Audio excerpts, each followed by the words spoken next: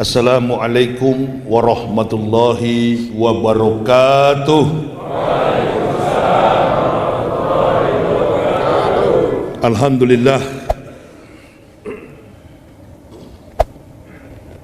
Alhamdulillahillazi arsadal uqula illa tauhid wa hadaha wa auduha adilata wahdaniyati wa jallaha wa abtala bibarahinil haq subahal batil. Ashhadu an la ilaha illallah wahdahu la syarika wa ashhadu anna muhammadan abduhu wa rasuluhu allazi bil haq. Allahumma fasalli wa sallim ala imamil abrar wal muqarribin Muhammadin wa ala alihi wa sahbihi al ansar wal muhajirin wa alaina ma'hum birahmatika ya arhamar rahimin. Wa qala Allah ta'ala fil kitabil azizil karim, a'udzu billahi minasy syaithanir rajim, bismillahirrahmanirrahim. Inna khalaqnal insana min nutfatin amsaj naftalihi faja'alnahu sami'an basira. Inna hadahinahu sabila imma syakira wa imma kafur. Aina atatnal lil kafirina salasila wa aklala wa sa'ira. Faqala Nabi sallallahu alaihi wasallam, kiwamud dunya bi arba'ati asa, bi ilmi ulama'i, bi adlil umara, bi syaqwatil aqniya, bidakwatil fuqara'i. Ibu bapak, saudara-saudaraku rahimakumullah yang kami muliakan, panitia penyelenggara tabligh akbar dan momentum ukhuwah Islamiyah, Badan Kemakmuran Masjid Siti Aisyah Provinsi Jawa Tengah, imam rawatib, para halim, para ulama, tokoh-tokoh masyarakat, dan yang saya cintai, saya banggakan, ma'asyiral muslimin wal muslimat rahimakumullah.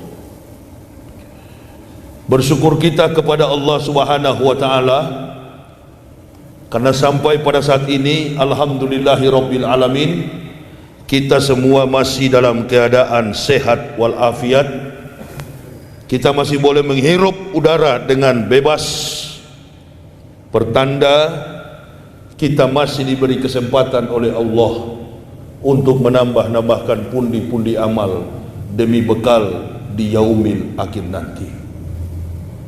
La tasalu qudama abdin yaumal qiyamati min baini yadayillahi ta'ala hatta yus'alu an arba'ati asa.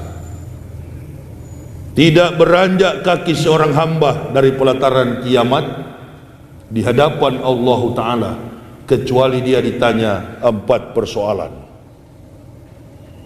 Yang akan ditanya, an umri fima afnah, umurmu dengan apa engkau habiskan.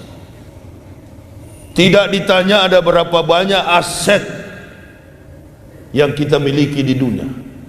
Tidak ditanya juga pangkat dan jabatan selama kita ada di dunia. Yang ditanyakan ialah umurmu dengan apa engkau habiskan. Wa an jasadihi fima ablahu, bahkan jasad di dalam tanah pun dipertanggungjawabkan di hadapan Allah dengan apa engkau rapuhkan. Wa an ilmihi wa amila bihi, ilmumu untuk apa engkau gunakan. Kompetensi ilmu apa saja yang kita amalkan di dunia, semua akan dipertanggungjawabkan di hadapan Allah. Dan yang keempat, wa an malihi min aina iktasaba wa fima anfaq, hartamu dari mana kau dapat, untuk apa engkau belanjakan. Cuma 4 pertanyaan.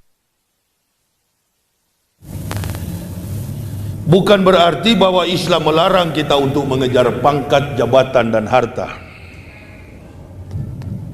Tetapi ada filter, ada standarisasi, ada kode etik yang perlu kita lalui sebagai orang beriman.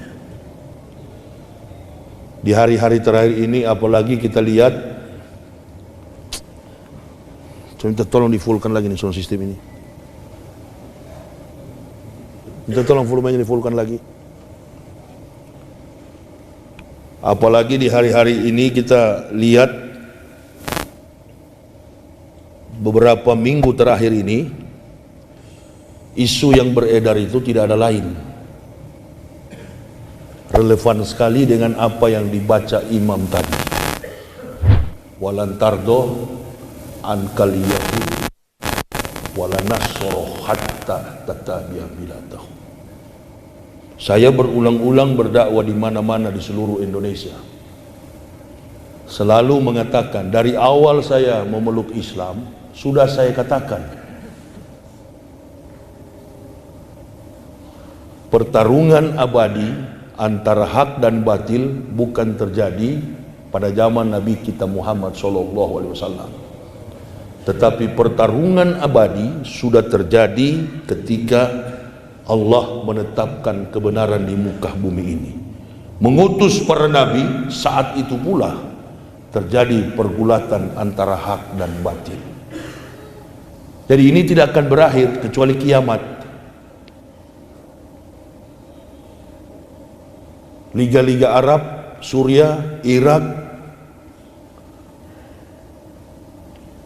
bahkan negara-negara Afrika yang berbasis Islam sudah porak-poranda. Satu lagi sasaran yang paling empuk. Kalau ini sudah hancur, benar kata Nabi SAW, Islam itu tinggal nama. Dikenal oleh dunia, Muslim terbesar di dunia adalah Indonesia. Bahkan Muslim terbaik di dunia adalah Indonesia. Yang menghancurkannya betul dalam buku Muhammad Abduh, Al-Islamu mahjubun bil muslimin. Islam dirusak oleh orang Islam sendiri. Kafir ini tidak pernah di depan, kafir ini di belakang layar. Karena dari zaman dulu sampai sekarang kafir sudah berpikir. Dan dalam catatan sejarah, orang-orang kafir tidak pernah menang melawan Islam, baik dalam pertempuran fisik, perang, maupun dalam perdebatan pergulatan argumen sains. Kafir nggak pernah menang. Lalu bagaimana caranya supaya Islam ini hancur? Pakai orang Islam untuk menghancurkan Islam. Makanya di Al-Quran ada dua makhluk yang bahaya. Allah perintahkan kepada Nabi kita Muhammad SAW, ya ayuhan nabiyyu jahidil kufara wal munafikin waqlus alaihim wa mamatu jahannamu wa bi'sal masir. Wahai Muhammad, wahai Nabi, perangilah orang-orang wal munafikin itu golongan makhluk manusia yang mengaku beragama Islam, mengaku hanya di mulut, tapi dalam perbuatan dia pengkhianat, dia suka bahkan secara terang-terangan menjatuhkan, menjustis, bahkan membunuh saudara Muslim. Kadangkala saya kalau masuk masjid ada orang yang muka ekstrim sama saya karena menganggap ini kan dari kafir, jadi kita tunjukkan. Percuma kau tunjukkan begitu, di sana kau kalau mau begitu tunjukkan kepada Wiranto. Nah, itu salah. Kalau sama Ustadz Yahya salah, sama dengan ente kasih muka sama Umar bin Khattab begitu. Loh, kita ini kan dikepung sekarang. ceramah Kiai Haji Zainuddin MZ 15 tahun lalu terbukti sekarang. Kata beliau, kita ini bagaikan buih di lautan, banyak tetapi tidak berdaya, dikepung dari segala arah. Satu kelebihan Presiden kita Joko Widodo ini, satu, setiap kali ada korban yang mati dari umat Islam, kelebihannya beliau nggak pernah ucapkan bela sungkawa. Itu dilupakan oleh media, tapi Yahya Waloni tak lupa. Saya tak pernah lupa. Kelebihan beliau itu. Tapi kalau jembatan di Taiwan putus dan ada TKI yang meninggal mati, wah, muncul Menteri Luar Negeri Retno. Di Wamena yang lari, yang dicincang, yang ditombak, yang dipanah, nggak ada komentar. Ini bagus juga di rezim Jokowi ini kan muncul mana yang emas, mana yang imitasi, mana yang Muslim, mana yang munafik. Kita bicara di dalam dulu. Kalau kami yang dari kafir masuk Islam dijamin 1000% tidak akan goyah konsep keimanan yang kami miliki. Karena kami ini dari sudut pandang antropologi budaya, apalagi saya orang Manado, sulit sekali untuk mendapat petunjuk memeluk Islam. Berat. Tapi karena sifat orang Manado itu Europe style, gaya mereka itu gaya Eropa, cara hidup mereka itu hura-hura, cara hidup mereka itu jauh dari kebangkitan, kemenangan hidup di akhirat. Makanya kalau ada yang masuk Islam, saudaranya nggak peduli. Contoh Angelina Sondak, itu bapaknya profesor, rektor Universitas Samratulangi, Unsad Manado. Nggak peduli Angie masuk penjara dan beragama Islam, tapi dibully oleh kafir. Wah, itu karena kau menyangkal Yesus. Iya kan? Karena kau menyangkal Yesus, kau mendapat musibah. Allahu Akbar.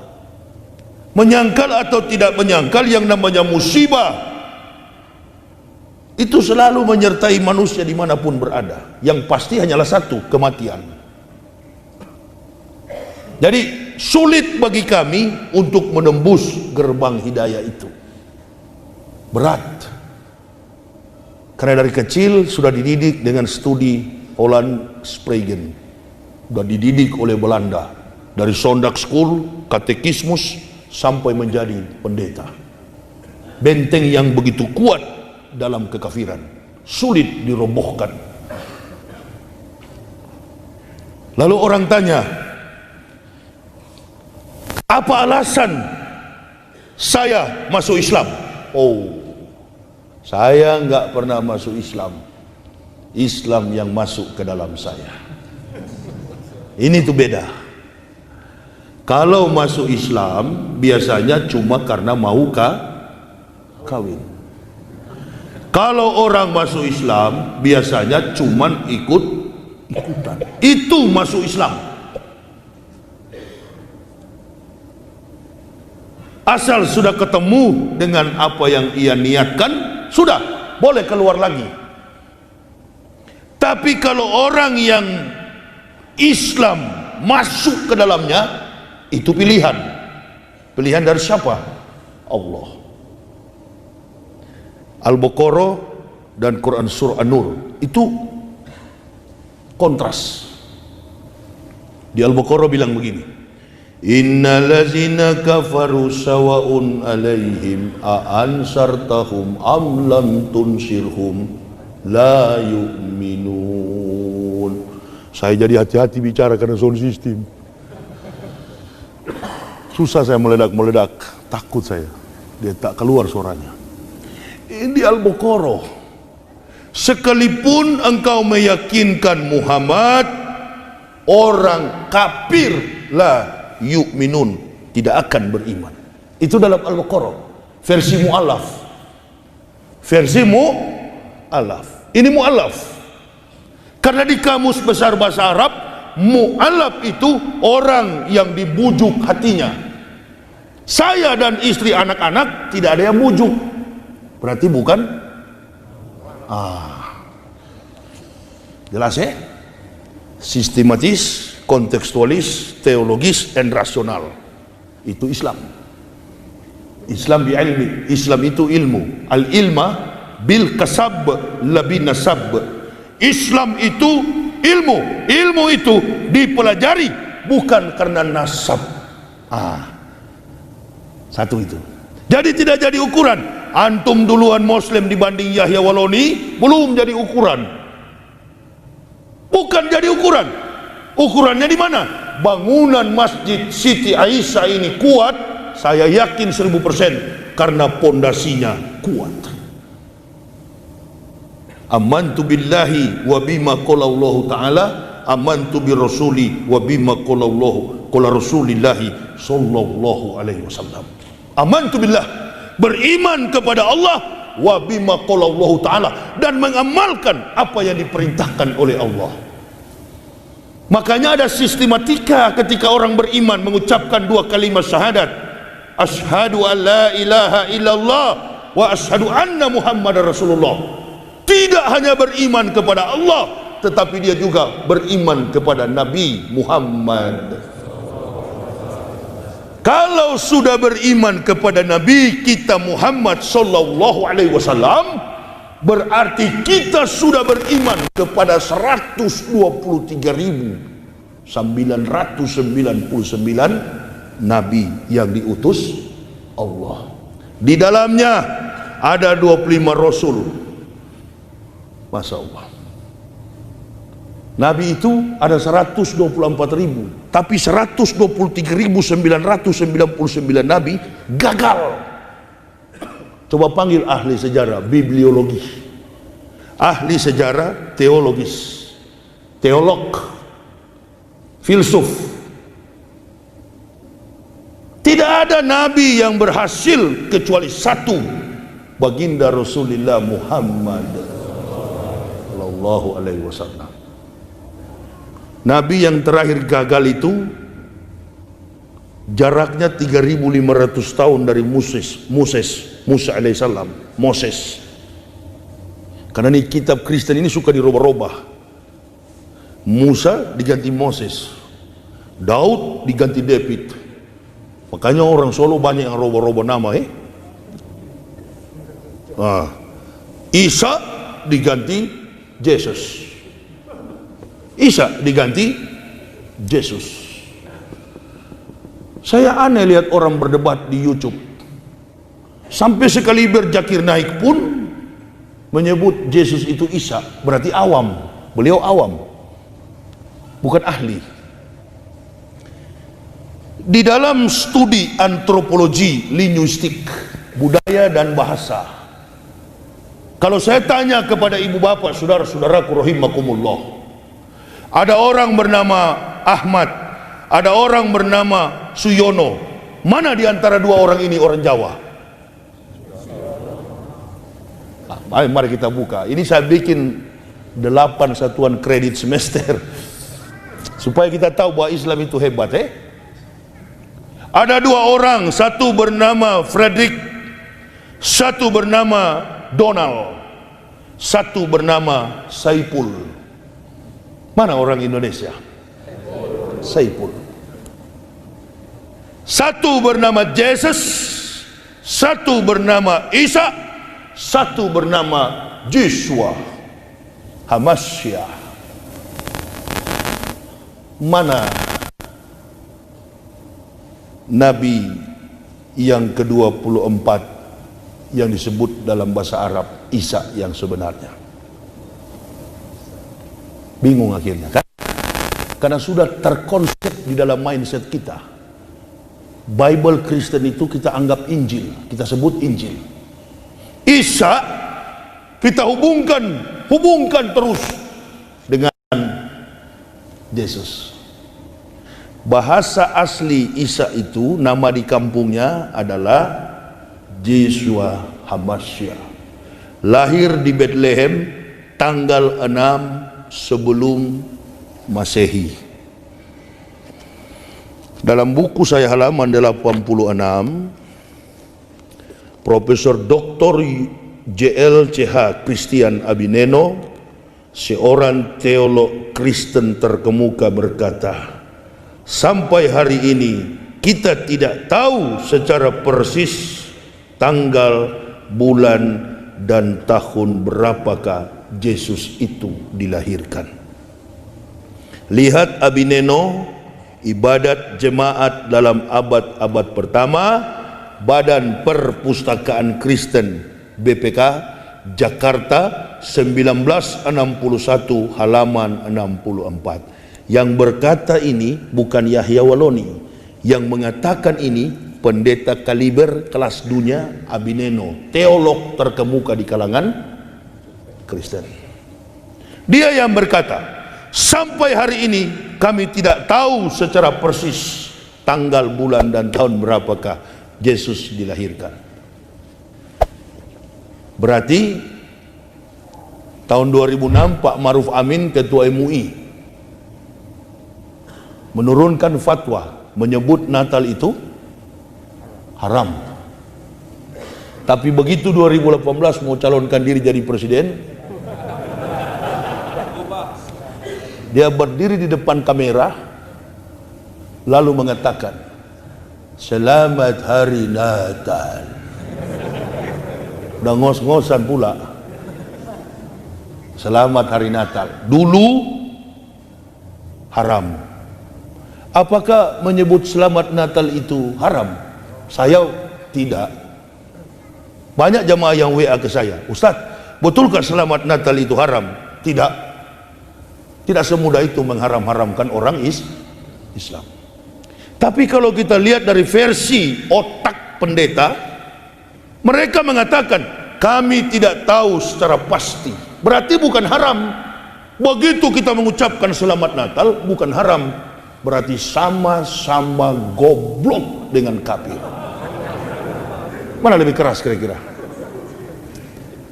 Keras boleh, tapi ilmiah, sehingga lawan tak mampu untuk membendung. Lapor polisi pun nggak mempan ini. Karena ini bukan saya bilang, saya cuma menyampaikan. Pendeta sendiri yang ngomong, tidak ada data secara persis. Tanggal 25 Desember itu adalah hari kelahiran anak dewa matahari. Perjalanan inilah yang mendorong saya untuk mencari tahu di mana letak kelahiran Al-Masih atau Yesus Hamasiah. Dia lahir di Bait Lam, Bethlehem, tanggal 6 sebelum Masehi. Romawi menjajah Yerusalem dari tahun 65 sebelum Masehi sampai 6 Masehi. Isa dilahirkan 6 sebelum Masehi. Nabi kita Muhammad dilahirkan 21 April tahun 571. Jelas kan? Sehingga kita di kalangan umat Islam ada yang merayakan Maulud Nabi. Gak usah lagi kita bilang itu haram. Kalau antum tidak mau ikut, tidak apa-apa. Nggak apa-apa, itu kan syukur. Sedangkan Kristen saja yang salah dirayakan Natal. Antum ngomong apa? Berhenti tuh menghina-hina sesama Muslim. Bidah kafir kepada sesama hanya memperkokoh benteng kafir itu. Makanya orang kafir mencari titik kelemahan di mana ada keretakan perpecahan antara ukhuwah Islam ini. Saya paling tidak suka kalau dengar ada penceramah yang suka menjustis sama Muslim. Karena saya suka kalau orang Islam itu bersatu. Saya bukan NU. Kalau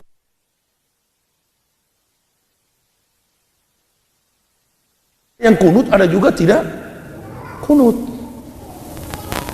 Jadi usah ceramah di Boyolali. Muslim. Kau jaga gereja, ustadz kau usir. Pakai uniform lengkap, baret miring, SD kau tidak tamat. Akibat kebodohan kebodohan inilah mudah digiring oleh opini. Prinsip tidak kuat, yang ada mengikuti apa saja yang penting bisa mengenyangkan. Ini tuh trik orang munafik. Dan Hitler dia berkata, orang munafik itu seperti lalat di atas feses. Dia berputar di atas feses, yang dia konsumsi adalah feses, tai. Saya sudah pensiun dari pemakan tai, sekarang ada yang ikut. Nggak apa-apa. Membuka ruang kepada kita untuk berpikir, oh memang kalau sudah Muslim harus lurus. Ya, ini agama yang lurus. Nggak boleh separuh-separuh. Ya ayyuhalladzina amanu udhulu fisilmi kafah. Masuk ke dalam Islam secara sungguh-sungguh, benar-benar. Bukan separuh-separuh, bukan setengah-setengah. Kemarin kan saya tantang itu. Satu Indonesia pendeta lawan saya sendiri. Bukan berkelahi secara fisik. Jangan memperalat masa Muslim. Saya nggak usah peralat Muslim. Dia juga jangan memperalat masa Kristen. Duduk kita di meja debat, berkelahi, bertarung kita secara intelektual. Karena manusia ini perlu penjelasan. Saya ceramah di sini bukan menyerang Kristen, bukan. Sayang kepada mereka supaya masuk Islam. Asyidau alal kupar, keras kepada kafir supaya sembuh, termasuk wali kota Solo ini.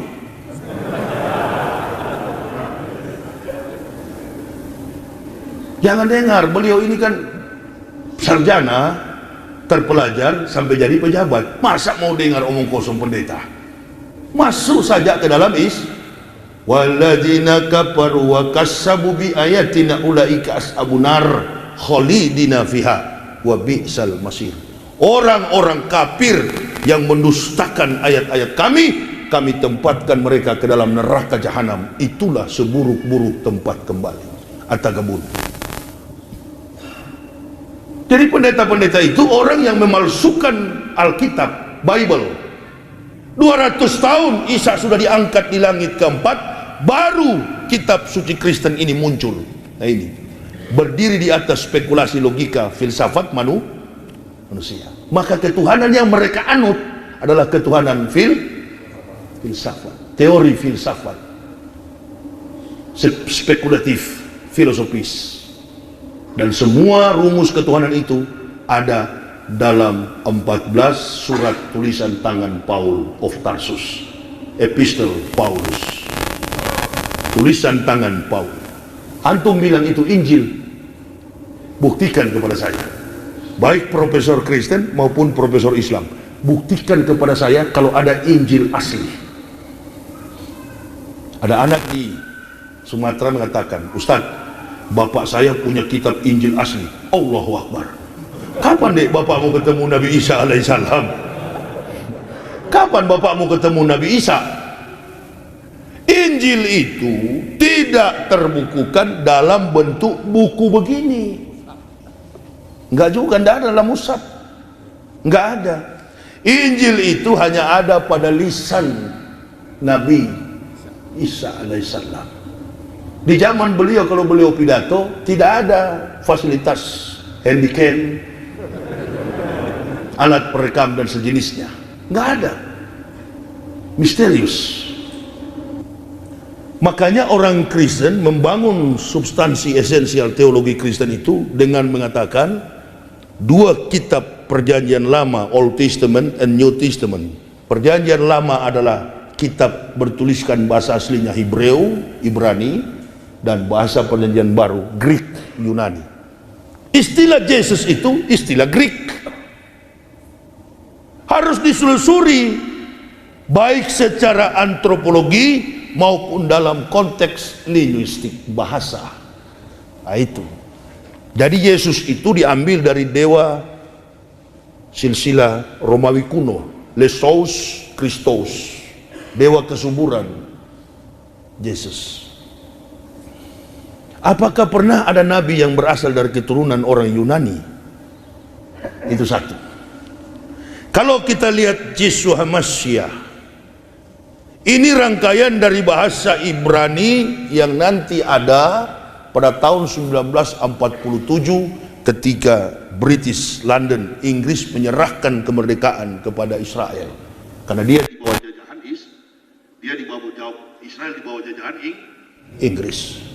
Baru ada bahasa Hebreu itu, bahasa Ibrani. Abjadnya memang hampir sama dengan Hijaiyah. Alef, Bet, Gimel, Dalet, He, Waw, Sayin, Ket, Tet, Yod, Kaf, Lamet, Mem, Nun, Samek, Ayin, Pesade, Kofresi, Shin, Tau. Penulisannya pun dari kanan ke kiri dan tidak menggunakan vowel, huruf hidup, semuanya konsonan. Atau dalam bahasa kita Islam ini ada kitab satu itu namanya sorogan atau gundul, kitab yang tidak mempunyai sakal. Itu tulisannya dari kanan ke kiri. Alhamdulillah sampai hari ini banyak pendeta tidak tahu di Indonesia ini. Makanya saya tunggu-tunggu kalau jadi debat ini. Allahu Akbar. Memang saya gulung-gulung di depan ini. Dia nggak tahu. Kalau dia tahu tentang Nabi Isa, betul-betul mereka tahu siapa Isa, bagaimana sepak terjang dakwah Isa dari silsilah keturunan Isa. Insya Allah saya yakin 1000% mereka pasti convert, masuk Islam. Tapi persoalannya karena tidak tahu, ini persoalannya karena nggak paham. Menuduh-nuduh Muhammad ini adalah orang yang membawa Al-Quran, membuat Al-Quran. Mana mampu Rasulullah SAW. Al-Quran ini bukan buatan Muhammad. Sebelum Muhammad datang, Al-Quran sudah datang. Ketika Allah Subhanahu wa taala memberikan Taurat kepada Musa di Bukit Tursina. Wahai Moses, ini Musa, ya Musa, ini atau itu umat Muhammadin nur aini kaila yadurhum zulmatani. Wahai Musa, aku memberi kepadamu kitab Taurat, tapi ketahuilah sesungguhnya ini atau itu umat Muhammadin, akan datang umat Muhammad. Tadi saya katakan rentang waktu antara Musa dengan Isa 3500 tahun. Isa dengan Nabi Muhammad 576 tahun. Rentang waktu 4076 tahun. Belum datang Rasul sallallahu alaihi wasallam, umatnya sudah dijanjikan akan datang. Hebat gak ini Islam? Historik. Tidak ada sejarah, tidak ada teori, tidak ada teori, tidak ada ilmu pengetahuan. No history, no truths, no truths, no theory, no theory, no science. Beberapa juta profesor di dunia ini, Allahu Akbar, membangun disertasi. Begitu datang peradaban baru, tergeser oleh pengaruh zaman. Tapi pernahkah Al-Quran bergeser? Pernahkah Al-Quran ini bergeser, menyimpang maknanya, definisinya sampai kepada makna spiritual yang diamalkan oleh umat Islam? Enggak pernah. Justru sebaliknya, Al-Quran terbukti mampu memberikan sumbangsi pengetahuan, teknologi dan teknologi, science and teknologi. Kaya di dalam Al-Quran. Saya sudah pelajari selama 8 tahun, baru saya masuk Islam. Bukan terpengaruh karena orang Islam yang bujuk, nggak ada. Di Islam ini nggak ada program Indomisasi, Islamisasi, nggak ada. Nggak ada, sorry, maaf. Beda dengan di sebelah sana, program Indomisasi, program Kristenisasi, pemurtadan, pendangkalan akidah. Allahu Akbar. Nggak ada di Islam, nggak ada. Orang-orang yang masuk Islam itu orang-orang yang hebat, intelektualitas mereka di atas rata-rata. Nggak usah jauh-jauh deh. Saudara saya satu kampung itu, Rocky Gerung. Kok itu kan liberal. Itu liberal. Dia bukan beragama Islam. Tapi konsep yang dia bangun dalam statusnya sebagai seorang filsuf dalam sebuah wacana peradaban sebuah negara, selalu standarisasinya kontekstual, sesuai dengan apa yang terjadi dalam sebuah struktur pemerintahan, baik yang menyimpang maupun yang lurus. Artinya apa? Pemikiran-pemikiran Rocky Gerung itu adalah pemikiran Islam. Sebaliknya dari kita, Allahu Akbar, sorban putih di kepala, otak kafir. Lalu saudara mau tanya, mana sebenarnya Islam yang asli ini, kan begitu? Mana sebenarnya orang Islam yang asli itu mana? Yang seperti ini, liberal, nggak pernah juga injak gereja. Kalau keluarga Rocky di Manado itu kan Protestan, Gemim. Itu kampung kami. Adiknya satu itu profesor, dekan fakultas pertanian yang ada di Unsad. Jadi kalau hubung-hubungkan dengan pengaruh pemikiran kita secara ekseleji, etika, logika, estetika, itulah ruang yang paling tepat untuk mengukur standarisasi kebenaran suatu agama. Bukan membanding-bandingkan ayat-ayat Bible dibandingkan dengan Quran, Bible dibandingkan dengan Quran. Saya mau kasih tahu ke jamaah, kalau berdebat itu banding-banding ayat dalam Bible, ayat dalam Quran, sampai kapanpun orang kafir tak masuk Islam. Karena itu akan terkesan sama-sama kuat. Dia punya argumen dalil teologis. Di Islam juga kita punya dalil argumen teologis. Tapi kita mesti pakai cara Syekh Abdul Qadir Jailani, menyanggah lawan, mengalahkan lawan dengan kitab lawan. Nah, kalau dia mau singgung soal Al-Quran, Allahu Akbar, dalam Islam ini banyak yang punya kompetensi, kemampuan itu. Kesimpulannya, kitab Kristen itu standarnya adalah hadis yang dhaif. Paham kira-kira? Standarisasi keaslian, legalitas daripada Bible Kristen, New Testament adalah hadis dhaif. Berhentilah kalian, hai orang-orang yang mengaku kristolog, berdebat membanding-bandingkan Al-Quran. Lahudau rahmatul lil mu'minin, karena dia adalah rahmat sekaligus pedoman bagi orang-orang beriman. Gak boleh. Al-Quran bukan kita pembanding, Al-Quran kita pelurus. Yang meluruskan yang bengkok-bengkok di dunia ini, itu namanya Al-Quran. Dia buku yang bercerita, kitab yang bercerita peristiwa yang pernah, sementara, dan akan terjadi. Kezoliman manusia di Indonesia saat ini ada dalam Al-Quran. Di mana itu Pak Imam? Antum habis kan? Wa kadzalikan wali ba'da zolimin ba'dhum bimakanu yaksibun. Kata Allah, sesungguhnya Allah menjadikan orang-orang zolim berteman dengan sesama zolim. Supaya apa? Supaya mereka melakukan apa yang mereka kehendaki. Inilah sekarang. Dari Pancasila itu omong kosong, hanya dijadikan sebagai alat politik. Khususnya sila kelima, keadilan sosial bagi seluruh rakyat Indonesia. Jadikan tameng politik, padahal tidak adil. Kalau adil tidak berdarah-darah di Wamena. Kalau adil tidak berdarah-darah, mahasiswa turun demo. Jangan larang. Dalam semua rezim, kalau mahasiswa sudah turun, sebentar lagi innalillahi rezim itu. Ya, karena mahasiswa ini beda dengan rakyat. Kalau rakyat emak-emak yang turun di lapangan, FPI, Banser, Ansor, organisasi LSM Islam yang turun, persoalannya satu. Apalagi kalau rakyat jelata, buruh yang turun demo di lapangan, ada yang terganggu. Apa yang terganggu? Perutnya yang terganggu. Tapi kalau mahasiswa sudah turun, Allahu Akbar, bukan perutnya, intelektualitasnya yang terganggu. Itu harus dibedakan. Lalu ngomong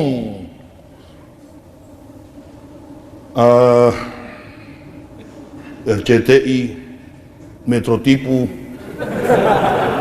TV One sekarang juga sudah gabung. TV One konferensi pers. Kami sinyalir di balik demo mahasiswa ini ada Islam radikal. Ada Islam garis keras. Iku itu agamanya opo? Kowe agamane opo? Hah? Pak Wiranto itu agamanya kok Islam dan jadi sasar. Mulai terbuka ya pikiran kita. Siapa yang bermain? Kap di belakang. Yang disuruh maju adalah Mun bukan Mus. Ya, iya Mun. Jangan terlalu jelas, kena delik.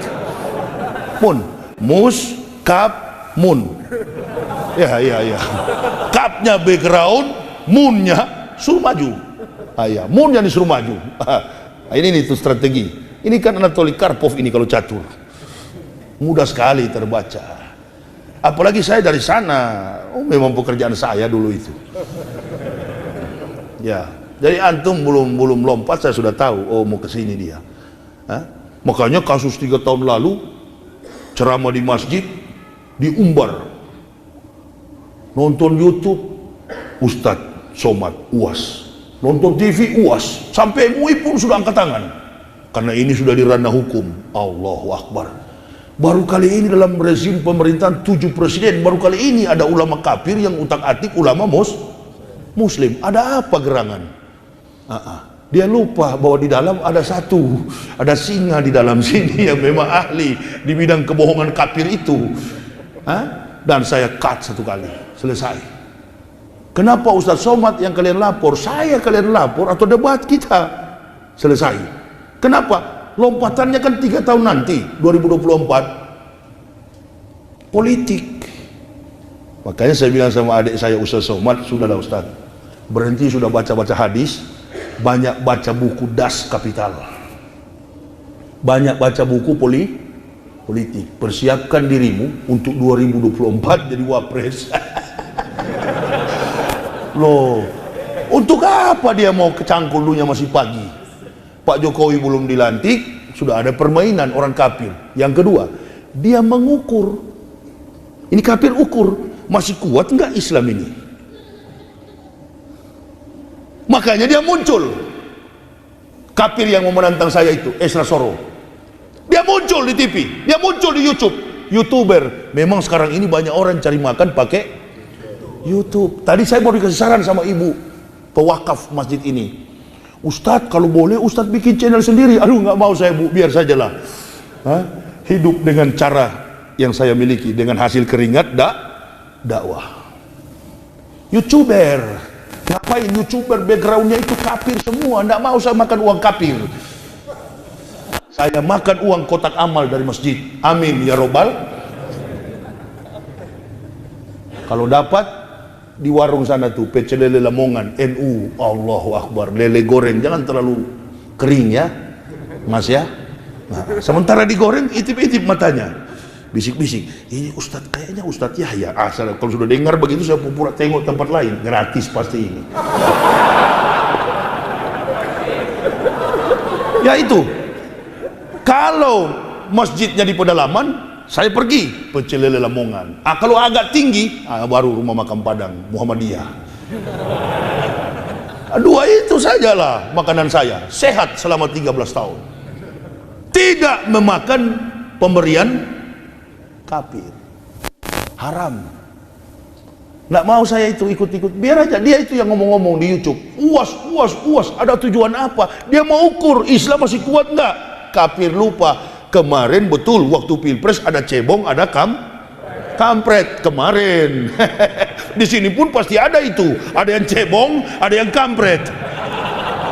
Tahu dari mana ente Ustadz? Kalau saya ceramah begini, yang keluar itu pasti cebong dulu. Supaya kau tak keluar. Ya, nggak ada stop lagi cebong dan jaga amanah mulia agama yang sudah menghadirkan berkah bagi bangsa dan individu kita setiap Muslim. Antum jadi jenderal karena agamamu Islam. Antum jadi anggota senator parlemen karena antum beragama Islam. Antum menjadi menteri karena agamamu Islam. Antum menjadi presiden Pak Joko Widodo karena antum beragama Islam. Qul amarah Rabbi bil qis wa aqimu wujuhakum inda kulli masjidil wad'uh mukhlisina lahuddin kama ba'da akum ta'udun. Kalau sudah menjadi seorang muslim berarti harus adil. Umar bin Khattab pemimpin yang adil. Ini kan karena krisis keadilan negara kita ini. Yang disasar adalah umat Islam. Padahal umat terbesar Muslim di dunia, Indonesia, dan pemberi sumbangsi finansial terbesar negara adalah Indonesia. Muslim Indonesia. Metro TV kan pernah hitung itu. Bulan Ramadan kemarin. Pendapatan negara dari hasil umroh 200 sampai 200 lebih miliar per tahun. Belum lagi lil hajj, orang berhaji sampai nominal triliun. Orang-orang kafir ini ada sumbangan apa? Sumbangsi terbesar bagi negara ini adalah umat Islam. Jangan dihianati, nanti alam yang akan menghukum kita. Bencana apa lagi? Allahu Akbar. Kalau saya nonton, menangis saya, meleleh air mata saya. Allahu Akbar, ya Allah, ya Rabbi. Kesaksian para pengungsi, saudara-saudara kita dari tanah Jawa, dari tanah Minang, lari dengan anaknya berjilbab, girah untuk perang di dalam dada ini, jihad menyala-nyala. Kapan ya Allah, kenapa harus begini? Kita yang mayoritas pemberi sumbangan terbesar bagi benteng kekuatan negara kesatuan Republik Indonesia, NKRI, adalah umat Islam. Kezoliman yang terjadi. Pak Jokowi sebenarnya nggak begitu orangnya. Dari wali kota dulu dia sederhana kok. Tapi yang di kiri kanan ini, yang beberapa kafir ini, Pak Wiranto juga nggak begitu. Tapi ada beberapa kafir di belakang ini, karena mereka ambisi untuk menguasai menelan dunia. Kita orang Islam ada standar. Quran surah Al-A'la, qad aflahal man tazakka wa sakkara rasma rabbih fasalla bal tusirunal hayatad dunya wal akhiratu khairu wa abqa. Jadi tujuan kita adalah akhirat. Tujuan orang kafir adalah dunia. Modal dia kuat. Dia bikin supaya orang Islam itu memusuhi saudaranya. Masjid diinjak-injak, bahkan kemarin waktu sesudah Pilpres ada yang naik ke masjid membawa seekor anjing. Jadi berani ini kafir-kafir ini. Jamaah juga tidak boleh bertindak melampaui hukum. Jangan terpancing. Ini pancingan semua. Ya, kita minta kebijaksanaan dari polisi, dari petugas, dari aparat. Yang begini mau diapakan oleh hukum? Karena keadilan itu kan sudah dijelaskan oleh Rasulullah. Dunia ini akan tertib. Kiwamud dunia bi'arba'ati asa. Tertibnya dunia bergantung pada 4 orang. Yang pertama, bi'ilmi ulama'i, ilmu para ulama. Ilmu para ulama. Nah, kalau ulama kira-kira sudah jadi politikus, siapa lagi yang mau sampaikan ilmu? Tadi kan saya lihat ada ibu-ibu ini. Coba tanya ibu-ibu ini, siapa mereka yang janda muda? Enggak, janda muda yang ditinggalkan suaminya karena pergi menikah. Yang ada terbersit dalam pikiran dan hatinya, begitu suaminya menikah lagi adalah kekecewaan, marah, benci, bercampur kutukan, sumpah serapah. Kenapa? Karena dia berpikir bagaimana kos anak-anak ke depan, pendidikannya, kehidupan kos kesehariannya. Bingung ibu ini, si janda muda ini. Apa beda dengan kita kemarin ditinggalkan Pak Maruf? Nah, ini gejalanya. Awal dari situ diagnosanya. Penyakitnya dari situ. Terpecah belah. Siapa yang pecah? Bercampur. Kalau kita sering baca buku Das Kapital atau Gospel Kapital, itu buku yang ditulis oleh Karl Marx. Itu bukan orang Jerman dia. Ada yang mengatakan Jerman, bukan, dia Yahudi, Jews, orang Yahudi, tokoh PKI, tokoh komunis. Itu yang mengutak-atik. Tidak suka dengan Islam, tidak suka dengan Pancasila, tapi pura-pura suka. Baru kita yang cinta kepada NKRI, Pancasila, Persatuan Indonesia dianggap pembenci. Baru dituduh kaum radikal. Ini pembolak-balikan fakta menjadi kesalahan. Nah, kita umat Islam harus berbuat apa sekarang ini? Rapatkan barisan kita. Ini antara dua Indonesia ini ke depan. Kalau tidak hancur lulu berantakan, dua. Berarti akan ada kebangkitan Islam di masa datang. Mana kira-kira yang lebih berat dalam perasaan benak ibu bapak?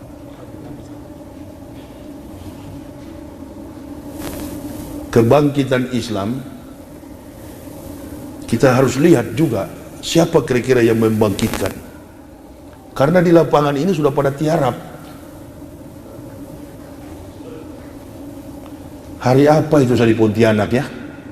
Sebelum ceramah nyanyi lagu Pancasila, lagu Indonesia Raya dengan wakil bupati Kabupaten Mempawah. Habis saya baru Ustaz Somad masuk. Baru saya tembak betul-betul di situ. Karena yang bikin acara ini seolah-olah masih ada perasaan pilpres kemarin, mengaku diri paling Pancasila. Begitu saya ceramah saya bilang ini justru bukan Pancasila, anti Pancasila semua ini.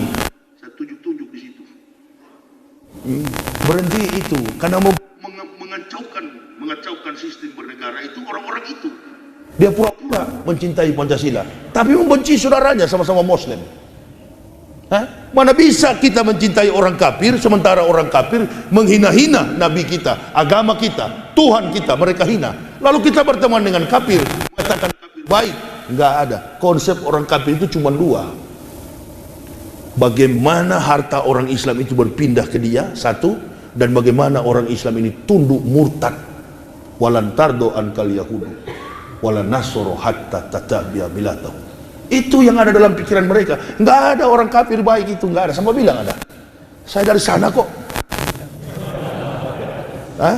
Yang baik itu di Al-Quran sudah jelas. La tazidana as-sadana si adawatan lillazina amanu liyahuda walazina asrak. Wa la tazidana aqrabahum mawaddatan lillazina amanu allazina qalu inna nasra jalika bi anna minhum qisisina wa rubbana wa annahum la yastakhbirun. Kecuali ahli kitab yang mengatakan kami ini orang-orang Nasrani, mereka tidak lagi menyombongkan diri dan mereka mengakui kerasulan Nabi kita Muhammad sallallahu alaihi wasallam. Begitu dia masuk Islam, ahli kitab ini, maka Allah berikan hadiah besar sekali. Walau ana ahlal kitabi amanu wa taqaw lakafarna anhum sayiatihim wala atkalnahum jannatin naim. Diberikan surga yang penuh kenikmatan. Itu pendeta yang masuk Islam, saya dan keluarga. Amin ya Rabbal.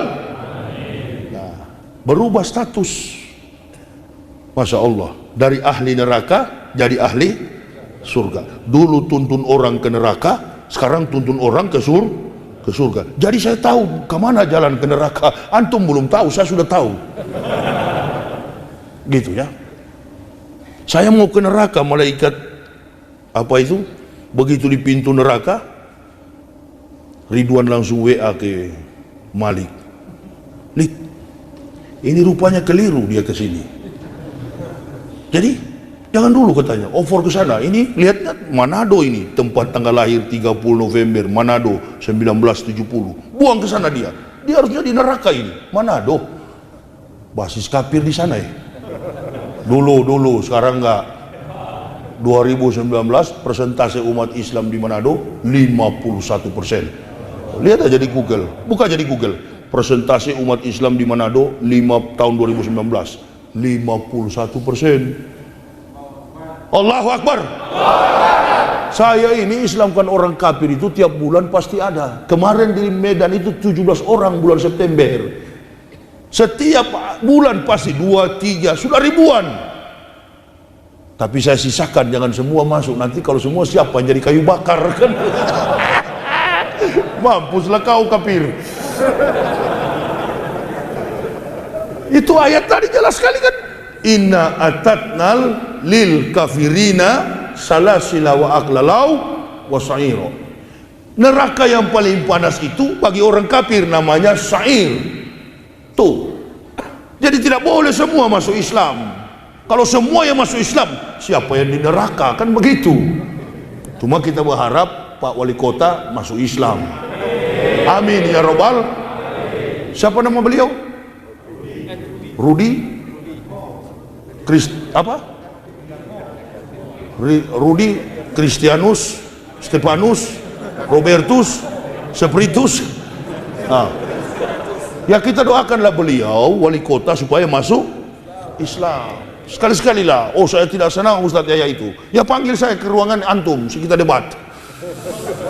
Saya berikan petunjuk supaya beliau masuk Islam. Nah, kita jaga ini. Umat Islam ini umat potensial. Bagaimana kita mau bangkit ke depan? Ustadz-ustadz pada tiarap. Sebelum ke Solo saja saya kemarin lewat di rest area, pas Jumatan di rest area. Allahu Akbar. Konsep khutbah itu, ya Allah ya Rob, hanya menceritakan tentang isi perut, hanya menceritakan tentang sholat, hanya menceritakan tentang umroh, hanya menceritakan tentang haji. Sudah lewat itu dakwah tahun 60-an. Yang di pelupuk mata kita ini, dakwah yang perlu adalah bagaimana memberikan standarisasi kemampuan umat untuk selalu berjihad dan mawas diri. Hati-hati, bukan masalah kecil kita ini, karena ada upaya besar di belakang sana untuk supaya menggulingkan Islam. Kalau Islam Indonesia sudah tumbang, Allahu Akbar. Ada di Garuda itu doa setan dibaca di dalam hari kesakitan Pancasila. Sorry salah sebut, maaf. Namanya lidah ini ada sariawan kan, salah-salah juga. Sama juga saya ajarkan jamaah tetangga saya, Ustadz, bos saya orang Jerman, tiap tanggal 25 Desember Natal. Boleh nggak Ustadz saya tidak usah sebut Natal? Karena Ustadz bilang goblok. Ya enggak apa-apa antum sebut selamat hari Natal, antum kan belajar Iqra. Tapi nunnya antum ganti go. Jadi waktu menyebutnya bukan selamat Natal, selamat hari Natal. Nah, pura-pura sariawan kan. Jadi begitu juga tadi, hari kesaktian dirubah jadi hari iya karena sariawan. Ya namanya sariawan kan lapas berubah dong. Ya, jadi hari selamat hari Natal dirubah selamat hari Gatal dan tahun Garuk. Karena kalau Gatal harus di Garuk gitu. Yang mau hadapi ular harus lebih licik daripada ular. Sudahlah. Saya kira orang Kristen itu, apalagi pendeta-pendeta itu, sudahlah, berhentilah, masuk Islam sajalah, menyerah. Loh, saya cuma mau tanya satu ayat kalau berdebat itu. Lukas pasal 2 ayat 21 kan Yesus disunat. Kalau sudah duduk di meja debat, saya bilang coba buka celana, sudah sunat atau belum nih? Buka aja dalam, saya tidak pernah ada Bible lagi. Saya kalau mau debat di stadion, saya tidak akan bawa biar satu lembar kertas. Saya hanya bawa otak di kepala saya. Antum silakan bawa kitabmu satu kontainer. Seperti barang bukti Pak Prabowo dulu kan. 5 kontainer. Bawa itu di meja debat. Buka kiri kanan. Lukas pasal 2 ayat 21. Pada hari yang ke-8, anak itu dilahirkan, disunat dan diberi nama Yesus. Baru saya tanya, antum percaya dia Tuhanmu? Ya. Kenapa dia disunat? Ente tak mau. Sekarang buka celana, ayo. Kalau saya sudah disunat, itu yang paling saya takut masuk Islam, tapi tetap saya lalui. Ya, saya mau ke masjid pun berpikir mau ke masjid. Ditanya, saya mau sholat, Pak Kiai, boleh nggak saya ke masjid? Iya Pak, ya sudah bersyahadat, tapi di bawah drum haut belum potong. Boleh nggak saya nggak usah potong Pak Kiai? Saya kan bekas pendeta, jadi tidak usah dipotong. Jangan. Nah ini bonus lah Pak. Nggak bisa bonus-bonusan, nggak ada. Wah, datang 3 hari kemudian yang sunat saya itu orang Muhammadiyah, namanya Mantri Salim, orang kesehatan puskesmas. Itu kalau ketemu di jalan, dia kasih salam sama saya, selamat pagi pendeta. Siapa bilang sore? Ternyata dia yang mau sunat. Ini kalau masih dendam, habis biar kaos lampu ini. Kaos lampu 55. Itu orang lahir tahun 80 tahu itu. Ya, cap kupu-kupu. Begitu diambil bambu. Bambu apa itu Pak? Ya inilah alat sunatnya. Ada karet diikat dengan karet di ujung. Sudah tua bambu itu tapi kuat. Dijepit drum haut saya. Kacau ini. ditarik ujungnya, potong. 2 minggu tak bisa pakai celana, begini terus saya. Saya ajak istri saya sholat, karena pingin sekali saya sholat. As-sholatu khairum minan naum. Datang sholat subuh, saya bangunkan istri. Kawan, bangun dulu, kita sholat. Kamu kan belum hafal pak ayat-ayat sholat. Ayo, pokoknya penting kita sholat. Kamu masih sakit, iya kamu jadi imam, saya bilang istri saya. Masya, jago betul, bekas kafir baru 3 hari masuk Islam. Ente jadi imam, kiblatnya kemana pak? Tengoklah ke jendela, mana yang di jendela. Jangan terlalu banyak tanya kau. Masya Allah, Al-Fatihah belum hafal, ayat-ayat Al-Quran belum hafal, membaca tartilnya pun tidak tahu, mahrusnya segala macam belum tahu, karena baru 3 hari masuk Islam. Saya meneliti Al-Quran itu banyak membaca translate-nya dari berbagai macam versi bahasa, tapi untuk hijayahnya harus perlu penuntun alias guru. Jadi saya sembarang, saya bilang kau, ya tapi kalau sholat itu mesti baca Al-Fatihah. Ya sudah, tulis dulu, tulis. Masya Allah, dia menghadap, tengok kemana pak? Menghadap ke jendela sana. Saya pikir kiblat itu di mana ada jendela kamar itu kiblat. Tengok ke sana. Berapa rakaat pak? Mainkan 20 kali. Tengok ke kiblat sana. Bacanya pelan-pelan, cepat sedikit. Kalau baca pelan begini sampai sore baru selesai. 20 rakaat, jangan main-main.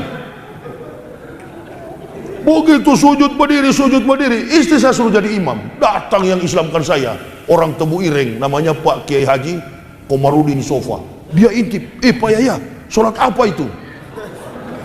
Saya bilang sholat subuh Kiai. Sholat subuh cuma 2 rakaat. Kiblatnya bukan ke sana. Jadi salah ini Kiai, salah.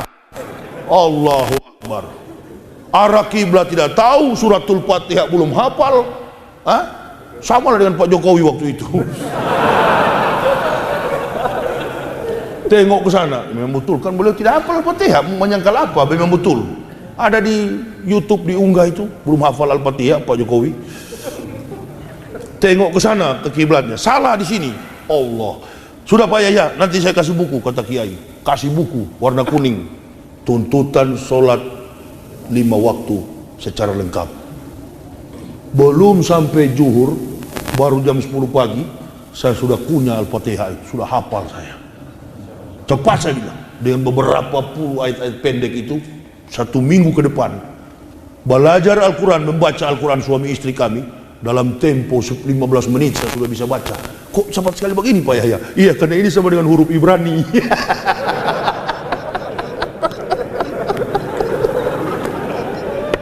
Ini sama dengan huruf Ibrani Kiai, jadi saya tahu. Oh begitu ya, cuma di Ibrani tidak ada harokat. Ya, tidak ada harokat dalam Ibrani itu. Makanya tidak ada musabaqat tilawatil Kristen.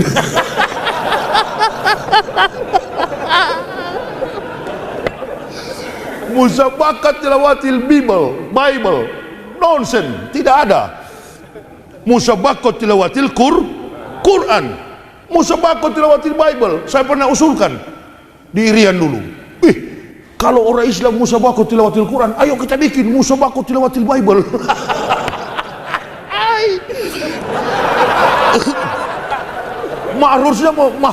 Maharusnya itu harokatnya mau tarik dari mana? Tulisannya bahasa Yunan, Rum, bahasa Yunani, Greek.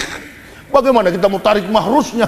Sedangkan menyebut pencipta saja mereka tidak ada lam tasjid, makanya mereka sebut Allah secara Latin menyebutnya Allah. Allama. Padahal dalam mahrus Hebrew dan Hijaiyah Arabik dia kan menyebut Allah, kan begitu. Dan karena dia tidak mau paham masalah itu mahrusnya, maka dia sebut Allah Bapa. Berkatilah hari Pancasila ini.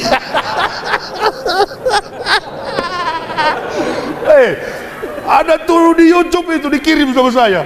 Sakit perut saya ketawa. Itu yang Muslim ketawa-ketawa dalam hatinya, baca terus kau pir. Islam mendengar yang begitu? Karena mereka kerja di Garuda, pura-pura saja dia dengar. Iya kan? Termasuk saudara saya itu yang satu, Robert Waloni itu, pensiunan Garuda itu, general manager. Maka saya tidak mau naik Garuda itu. Saya takut doa bapak kaminya, ala bapak kami. Kalau bahasa Ibraninya, abinu sebas samayem, yitkada semeka, tabu malkuteka, jasa resoneka, kaser gambar etlem luken uten lanu hayom. Itu saya yang karang dalam bahasa Ibrani dulu.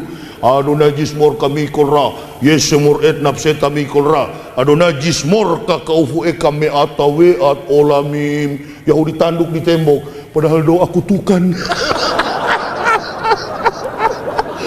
Mampus kalian semua dulu. Tapi Al-Quran dibaca, speak Arabic, pakai bahasa Arab, Allahu Akbar. Jangan coba-coba. Di depan-depan kita ini ada output dari Madinah, betul. Output dari Mesir, betul. Output dari Makkah, betul. Video viral. Hati-hati, Yahya Waloni bisa tipu umat Islam. Tipu bagaimana? Sedangkan ayat ini ada hafiz Quran. Betul nggak tuh ayat tadi, Imam? Betul nggak? Iya bacaannya, tapi pada bonus daripada ini yang tidak. Ya kan, jadi orang membaca itu akan terlihat mana ahli. Nah kalau antum pintar masuk Islam, nanti diuji di dalam Islam. Setiap pengucapan lafaz tentang ayat-ayat Allah, makhraj dan apa namanya kalau dalam bahasa ini, diftongnya akan ketahuan. Ah ini betul-betul memang orang terpelajar, cepat dia menguasai. Nah kalau di situ kan tidak. Itu tadi saya bilang, pakai baca tulisan Indonesia. Ala Bapa, di kesempatan ini berkatilah kami. Dua orang di belakang cuma tengok-tengok, kiki, mampus kau. Tidak ada yang aminkan. Kita kalau kayak Bismillahirrahmanirrahim, Alhamdulillahirabbil alamin, hamdan syakirin, hamdan na'imin, hamdan yuafi ni'amahu wa dukafi mazida. Bahasa Arab. Ini bahasa Ibrani, dia tidak tahu juga bahasa Ibrani. Adonai jismor kami kolra, yesemor et nafseta mi kolra. Ya Tuhan kami, jauhkan kami sebagai bangsa yang terkutuk. Dia yang terkutuk, dia berdoa minta ampunan. Sudah berjelas terkutuk, bagaimana ada ampunan? Itu doa Bani Is. Makanya jidatnya dia tanduk di tembok ratapan. Nurut Yeremia, tembok di mana dia membunuh para 327 nabi di tembok itu. Itu kan tahu saya peristiwa-peristiwa pembunuhan nabi. Yahudi itu 300 lebih nabi dia bantai di situ. Ya, nabi yang luput dari tangan berdarah Yahudi cuma dua, Ahmad bin Abdullah, Isa al-Masih. Dua nabi inilah yang kemudian riwayatnya tercatat secara sempurna dalam yang menjadi perdebatan kaum kafirin wal mukmin. Orang kafir dan mukmin berdebat gara-gara studi tentang dua perjalanan hidup iman kedua nabi ini. Di sebelah sana menjadikan dia Tuhan, di sebelah sini menjadikan dia sebagai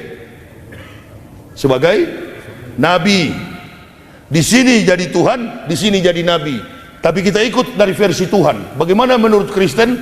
Turun ke dalam kerajaan maut, artinya Isa katanya mati, naik ke surga, duduk di sebelah kanan Allah Bapa. Alamak. Kata orang Malaysia, alamak.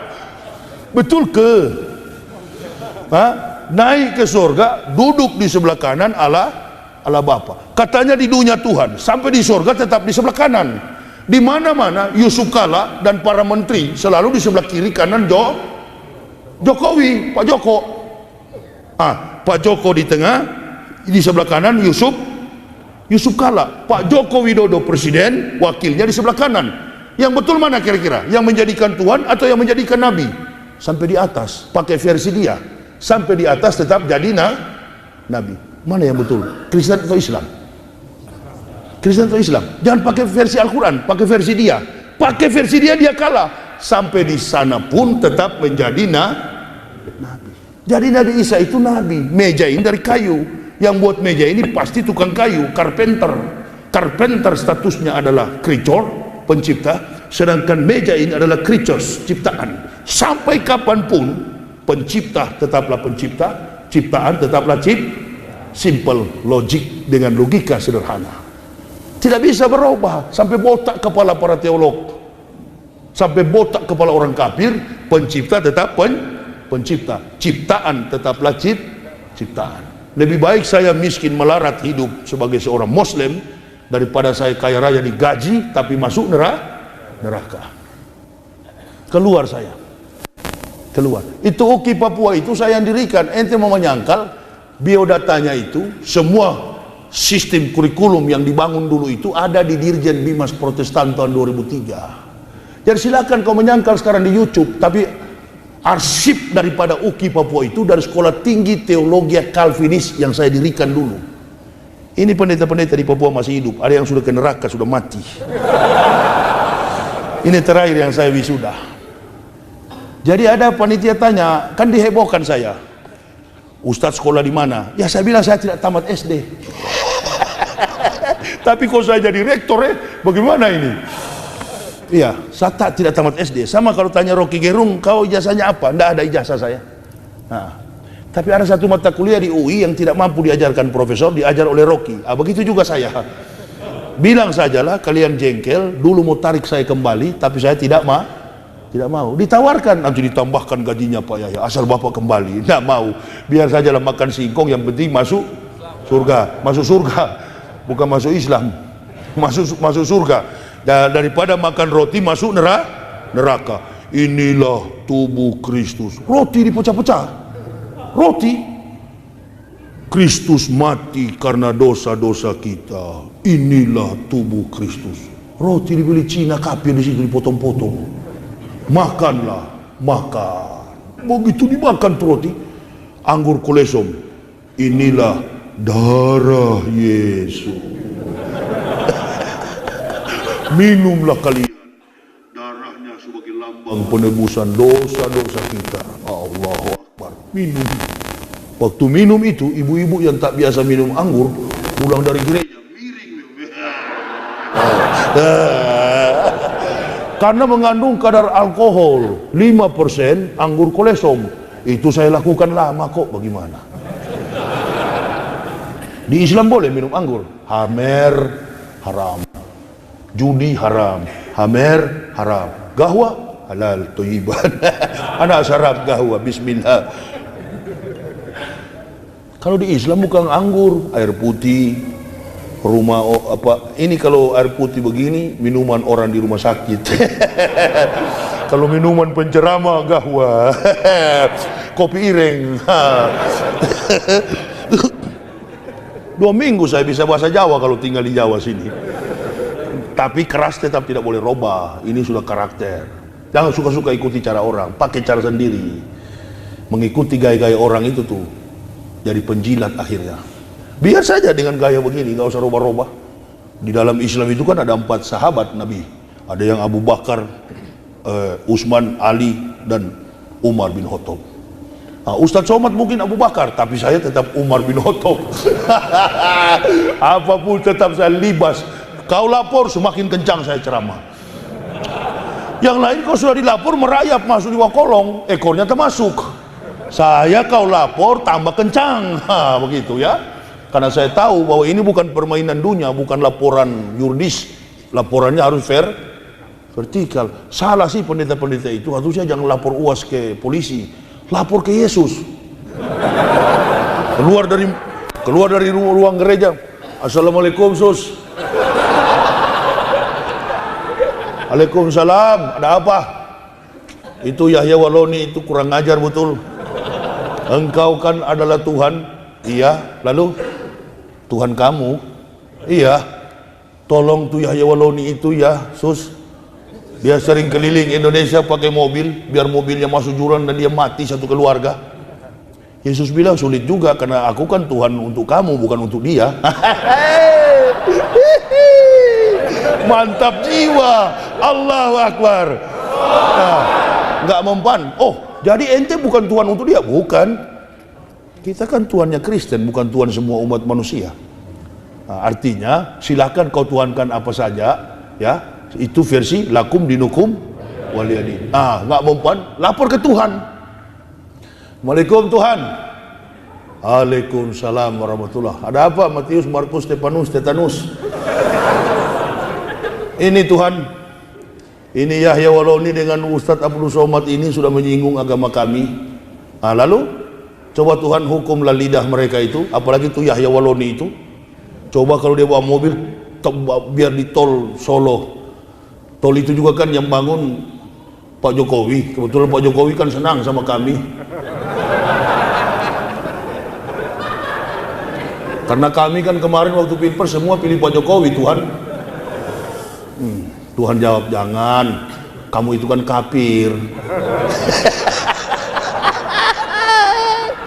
Di mana Tuhan? Ya, baik di kitabmu maupun di kitab Al-Quran. Coba kamu buka dalam Markus 23 ayat 9, kata Tuhan. Markus berapa? 23 ayat 9. Kamu bawa Alkitab enggak? Bawa Tuhan. Ya buka. Karena ini Alkitab kemana-mana kan pakai kitab. Pergi ke gereja hari Minggu, awas, tunggu hari Minggu Bu ya. Ibu lihat nanti, rok pendek, kitab tebal begini. naik bukan naik mobil, motorcycle. Sudah miskin, kafir lagi. Kalau kita orang kaya, Indonesia ini jangan ente bilang Papua yang kaya, jangan bilang Kalimantan yang kaya, jangan bilang Riau yang kaya, Aceh yang kaya, Sumatera yang kaya. Bukan, yang kaya adalah orang Islam. Tidak ada itu. Coba kalau orang Islam tidak ada, mati negara ini, tidak ada kekayaan dilimpahkan oleh Allah Subhanahu wa taala. Buka Markus 23, apa bunyinya? Jangan seorang pun di dunia ini kamu panggil Bapa, hanya satu Bapamu, yaitu Dia yang di surga. Kamu tahu siapa yang bicara itu? Ya, siapa? Yesus. Nah, kalau Yesus yang bicara begitu, Dia Tuhan atau bukan? Yang jelas bukan dong. Nah, kenapa kamu tuhankan Dia? Coba kamu buka Al-Quran. Di mana? Al-Maidah. Laqad kafara allazina qalu innallaha masihun ibnu Maryam. Kafirlah orang-orang yang berkata Isa anak Maryam adalah Tuhan selain Allah. Sudah jelas? Sudah. Berarti saya kafir ya? Iya, kamu kafir. Dua perbandingan ayat dari dua versi Bible yang berbeda. Yang benar adalah Al-Quran sebagai pelurus. Ente di sana yang salah, Al-Quran yang meluruskan. Jangan dijadikan sebagai pemban. Kalau saya nonton Zakir Naik pun itu bukan ahli debat, bukan, dia apologet. Dia bukan kristolog, dia apologetik. Orang yang mempertahankan keyakinan tidak secara eksklus atau eksklusivisme itu adalah apologetika, bukan kristolog. Kristolog itu mata kuliah di Kristen, mempelajari tentang antropomorfisme, bentuk-bentuk fisik antropos yang ada pada orang yang bernama Yesus atau Isa Al-Masih atau Yesus Masya. Studi tentang fisik, reinkarnasi Kristus, Tuhan yang menjelma menjadi manusia, atau Tuhan turun pangkat jadi orang naik pangkat jadi Tuhan. Nggak bisa. Semuanya itu harus dikaji secara historis kritis berdasarkan panduan ayat-ayat yang menceritakan tentang sejarah. Di dalam kitab Al-Quran pun Maryam berserta anaknya ditulis dalam Al-Quran, surat Maryam. Nah, menunjukkan bahwa pelaku sejarah hidup dengan orang yang diceritakan dalam sejarah. Itu yang namanya kebenaran. Pelaku sejarah identik dengan sejarah yang dilakukan. Saya kira itu. Mudah-mudahan ini bermanfaat. Insya Allah besok kita jumpa lagi. Kalau kurang jelas, inilah data-data kepalsuan kitab Kristen yang sudah saya pelajari. Bagi jamaah mungkin yang ingin mendapati buku ini biodata saya secara lengkap. Dan di dalam sini juga saya mewisudahkan para pendeta. Ini dokumen saya waktu pendeta. Saya terdaftar sebagai pendeta pada GKI di tanah Papua. Silakan. Makanya kok tidak ada pendeta dari Papua yang marah saya. Yang marah justru dari Nusa Tenggara Timur.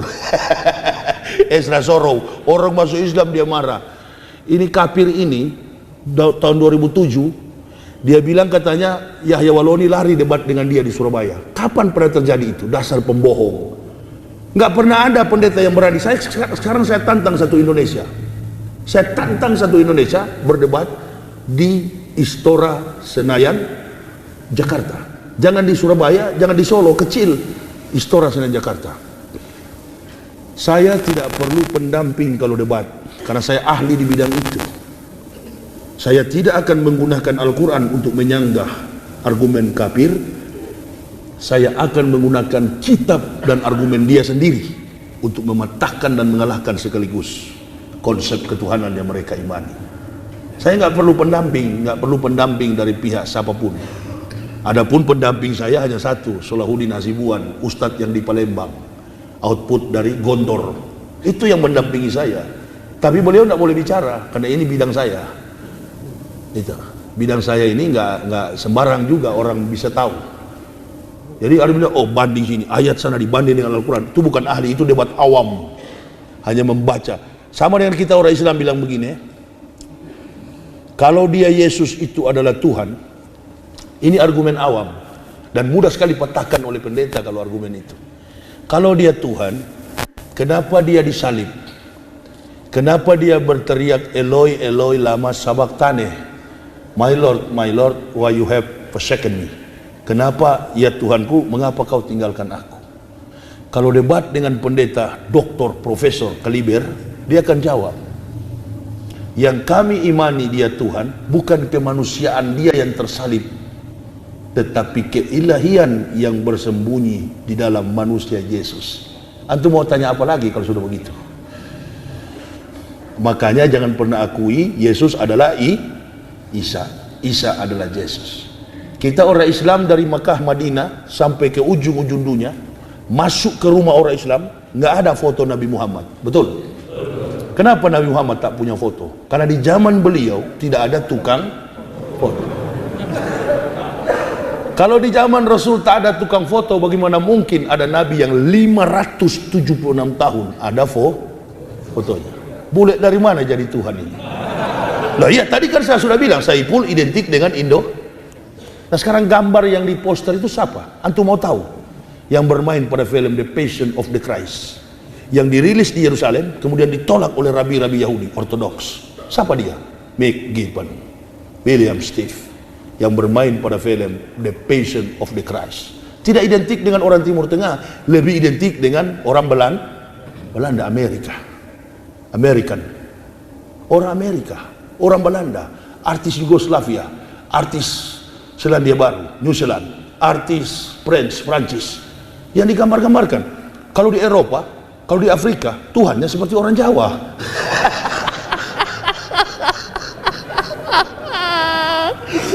Namanya Suyono, begitu.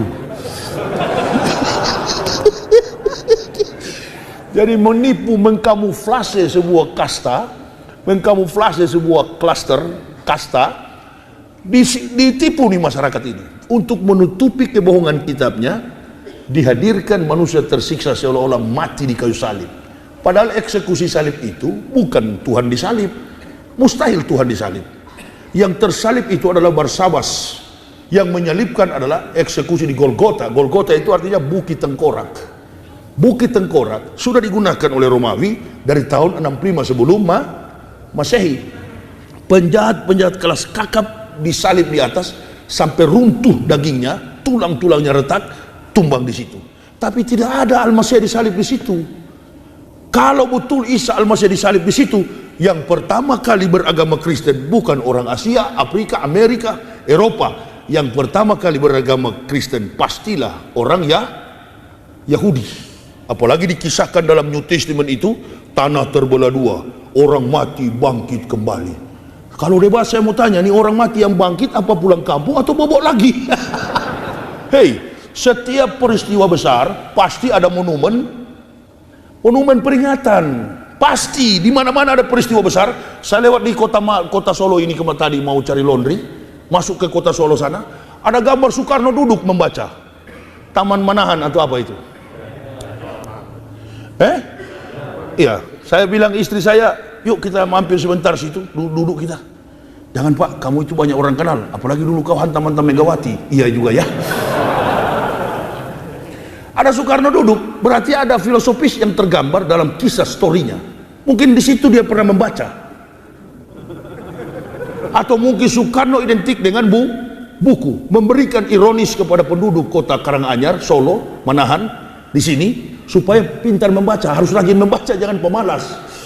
Mengingatkan manusia supaya rajin membaca. Bisa jadi begitu. Nah, kalau kematian Yesus betul, di mana salibnya? Orang Yahudi agamanya sekarang bukan Kristen, agama mereka adalah Yudaisme. Kitabnya Talmud, isinya Torah, Nebiim, Ketubim, Tenak. Bible Kristen itu, New Testament, Old Testament itu 66 kitab, 39 diadopsi dari kitab Bani Israel, 27 kitab itu adalah dongeng dan tahyul, diambil syarat dengan muatan surat tangan Paulus. Jadi itu bukan firman dari Allah, itu konsep yang dibangun dari otak ke otak. Makanya judul kitabnya nama-nama orang. Siapa yang dapat temuan bikin kitab. Matius, Markus, Lukas, Yohanes, Kisah Para Rasul, Rum, Filipus, Timotius. Itu semua murid-murid Paulus. Lukas. Makanya situ Lukas 5 ayat 3, Bisul 7 ayat 8. Bingung saya. Markus bilang lompat ke kanan, Markus bilang salto ke kiri. Saya sudah tahu nih bohong-bohong ini dari dulu, tapi masuk Islam itu saya berpikir, kalau masuk Islam pasti hilang gaji besar ini. Tapi alhamdulillah begitu masuk Islam nggak berpengaruh sampai ke situ. Bohong itu kalau ada mualaf ke masjid, mualaf tolong bantu. Itu bukan mualaf, kualat. Yang suka ke masjid minta-minta. Jadi yang dia kisahkan pengeluhan, siksaan. Orang Islam itu tak boleh sedih, selalu gembira, selalu kuat, dan tidak pernah mengadu kecuali hanya kepada Allah Subhanahu wa Ta'ala. Saya kira gitu ya. Nanti kita ketemu di tempat lain lagi. Insya Allah besok saya akan pulang. Saya usai acara di mana itu, Pak Agus? Itu festival apa itu? Muslim Fest, Muslim Festival. Jadi itu ada beberapa kiai, beberapa ustadz yang akan tampil. Saya ini yang dari kafir. Ya, saya bukan ustadz sebenarnya. Lain kali kalau mau panggil saya persilakan berdakwah. Jangan panggil ustadz, panggillah al-muhtadin. Mayyahdillahu fahuwal muhtadin wa mayudlil faulaika humul khasirun. Barang siapa yang diberi petunjuk, maka dia adalah orang yang mendapat petunjuk. Muhtadin. Tapi ada muhtadin di Jakarta Utara, pencuri handphone. Pencuri handphone. Kita pakai nama Muhammad, sedikit-sedikit masuk penjara. Jaga akhlak, sekali lagi persatuan, tetapi akhlak juga tetap dijaga. Hati-hati, bersatulah kita, kuatkan saudara-saudara kita Muslim, bersatu dari perbedaan mazhab, NU, Muhammadiyah, Banser, Ansor, FPI. Mari kita bersatu. Kemarin FPI dan Ansor saya persatukan di Pontianak sana. FPI dengan Ansor, Banser bersatu semua. Tinggal di Jawa lagi saya mau bikin bersatu. Saya pernah ceramah di Solo sini, di Gunung Lawu sana. Pas saya ceramah, di bawah juga ada Banser dengan kiai siapa itu yang rambut besar. Turun saya begini, dia kasih Assalamualaikum Ustaz. Waalaikumsalam. Jangan bakar bendera ya. Siap. Dia nyaut juga, siap. Tidak. Maksudnya jangan bakar bendera tauhid. Lantang juga dia, siap. Dia tidak lempar saya dengan batu. Pengawal saya sudah duluan ke depan. Karena di mobil ini kan saya dari 13 tahun berdakwah cuma bertiga. My bodyguard itu anak saya, badannya besar sekali bodyguard saya itu, namanya Muhammad Ibnu. Saya ada bodyguard di mobil itu, tingginya 193 cm. Badannya kekar, namanya Muhammad Ibnu Syawal. He was born 17 Juli tahun 2017. Dia baru lahir tahun 2017. Panitia masjid bilang, siapa pendampingmu Ustaz? Mana pengawal? Saya bilang ada bodyguard lagi tidur di mobil. Masa Ustaz ke masjid bodyguardnya tidur? Iya, pemalas betul dia. Dia intip, sudah, kesebangun. Nggak ada Ustaz, cuma ada anak kecil. Ya itulah bodyguard saya. Namanya Muhammad Ibnu Syawal. Masih mimik dia, masih netek. Ikut, dari kandungan sampai umur 2 tahun, ikut berdakwah. Alhamdulillah, tak pernah sakit. Atas ridho dari Allah Subhanahu wa Ta'ala. Insya Allah kita jumpa besok siang. Saya pamit, sudahkan ceramah ini. Bagi ibu bapak, saudara-saudaraku yang berminat untuk memiliki buku saya ini dengan judul Kebenaran Islam Menurut Mantan Pendeta, silakan. Ini ajalah dulu dibantah oleh pendeta-pendeta itu. Tolong, kebenaran Kristen menurut mantan kiai, kan begitu. Tidak ada ustadz kiai pernah murtad, itu nggak ada, bohong kosong itu. Ya, kita jumpa besok hari jam 10 pagi di Muslim Festival. Saya akan ceramah dan langsung menuju pulang ke Jakarta. Terima kasih atas segala perhatiannya. Apa itu? Kalau tanya jawab tuh buku tidak laku nanti. Oh bisa. Coba berapa orang, Bang? Berapa orang mau bertanya? Oh iya, boleh. 3 ya, batasi ya. 3 ya. 3 yang mau bertanya, tafadhol Mas Quran. Bismillah, ada 3 ayat. Iya. Ada 3 ayat ya. Ini di depan dulu. Ya. Depan dulu. Ya langsung Pak, langsung. Ya. Satu-satu ya. Nah. Terima kasih. Assalamualaikum warahmatullahi wabarakatuh. Waalaikumsalam warahmatullahi. Kan dalam At-Taubah 31 kan disebutkan bahwa orang Nasrani itu menyembah para raja-raja, antaranya juga menyembah Nabi Isa. Ya, itu mohon dijelaskan prosesnya seperti itu, kenapa dan contoh-contohnya. Terus yang kedua, saya dengar ada rencana debat antara Dr. Yahya Kaloni dengan Pendeta Esa Solus. Ya, saya takut kalau itu, tidak berani saya. Itu kapan dan di mana? Terus kemudian nggak jadi, saya takut Pak kalau itu. Nggak, yang pertama aja saya mau jawab dulu. Apa konteks fakta yang membuat orang Kristen menyembah dia, menyembah untuk nama Yesus itu, mengucapkan nama Yesus itu dari makanan, dari ucapan hari-hari, bahkan kalau kita umpama kaget, Allahu Akbar. Kalau dia tidak, darah Yesus. Itu tuh. Karena darah Yesus tadi itu saya bilang, dia mati, darahnya menebus dosa-dosa manusia. Jadi otaknya itu dicuci untuk menutupi kebohongan teori ajaran mereka palsu, kitabnya palsu, maka dijadikan orang seolah-olah tersiksa di salib, lalu untuk meruntuhkan psikologis orang Kristen supaya sujud fanatis terhadap ketuhanan Yesus. Jadi penyaliban itu nggak pernah terjadi. Di Israel pun tidak ada itu, bohong. Karena kalau betul berarti orang Israel agamanya Kristen. Itu sudah ya, saya kira. Jadi dalam ucapan tutur kata terkait dengan si kafir itu, debat itu sebenarnya diselenggarakan oleh Abdullah Wasian Foundation Surabaya. Gagal, ada WA ke saya karena Esra berkoar-koar di medsos, akhirnya batal. Nah, adapun yang beredar di luar-luar itu buatan Esra sendiri. Dia buat sendiri seolah-olah debat di TV One. Bapak jangan tanya ke saya, harusnya tanya ke TV One. Ini kafir ini tahun 2007 nih Esra ini begini. Gereja itu saya jelaskan dari atas dulu. Gereja itu pimpinannya kalau kita MUI kan, kalau dia bukan MUI, PGI, Persekutuan Gereja Indonesia. PGI itu ketuanya itu Profesor Doktor. Kalau dia yang ngomong, kalau dia yang bicara akan ada debat. Yahya Waloni ini begini. Nah, itu perlu dipertimbangkan oleh jamaah. Tapi ini kan belum tahu ini Esra ini pendeta atau bukan. Karena setiap dia pidato nggak ada jamaah begini. Bapak belum tahu nih permainan Kristen. IT, informasi informasi telekomunikasi, handphone ini itu mereka yang kuasai, salibis. Bahkan TV swasta pun milik orang-orang kafir. Jadi sengaja dia lempar ke publik itu, sementara saya tidak tahu. Makanya kalau jemaah saya bingung. Kalau betul terjadi debat di TV One, pasti TV One menelpon saya. Makanya Bapak lihat, saya sudah jengkel, saya rekam di tahajud itu dan saya viralkan. Karena saya buta soal begini, handphone, nggak tahu saya viralkan.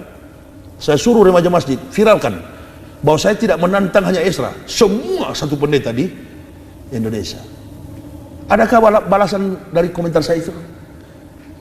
Saya minta bukan di TV One, bukan juga di Surabaya, kan sudah gagal karena mulutnya berkoar-koar, akhirnya tercium oleh BK, Badan Kemunafikan Umat Beragama itu.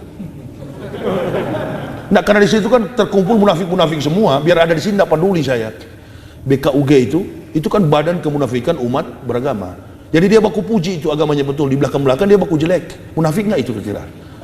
Lebih baik orang kafir pun kalau bilang agamanya lebih betul dari agama Islam, bagus dia walaupun kafir tapi jujur. Yang kurang ajar ini yang beragama Islam tapi mengaku agamanya sama dengan kafir. Itu kafir, lebih kafir daripada kafir. Boleh kira-kira. Jadi mengenai debat itu tanya aja sama Esra langsung, di mana Esra? Saya mau urus jadwal begini padat, belum lagi November Maulud Nabi, di mana-mana saya ceramah.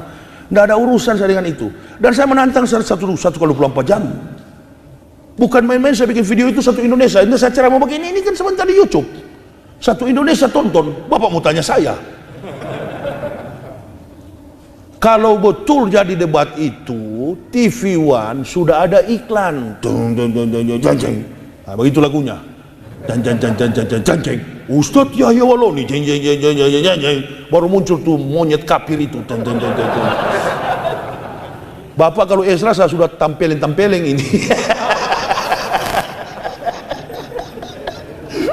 Jadi kira-kira begini Pak, tanyakan ke Karni Ilyas. Karni Ilyas satu kompleks dengan saya di Cibubur, di kota wisata. Lari pagi dia yang suruh saya ceramah di TV One. Banyak televisi mau undang saya tolak. Lumayan dokter, biar kamu begini ceramah 1-2. Katanya supaya jadi kaya begitu Saya tolak, sedangkan orang mau atur dakwah saya di Jakarta, event organizer, saya usir dari rumah. Saya ini ustadz liar.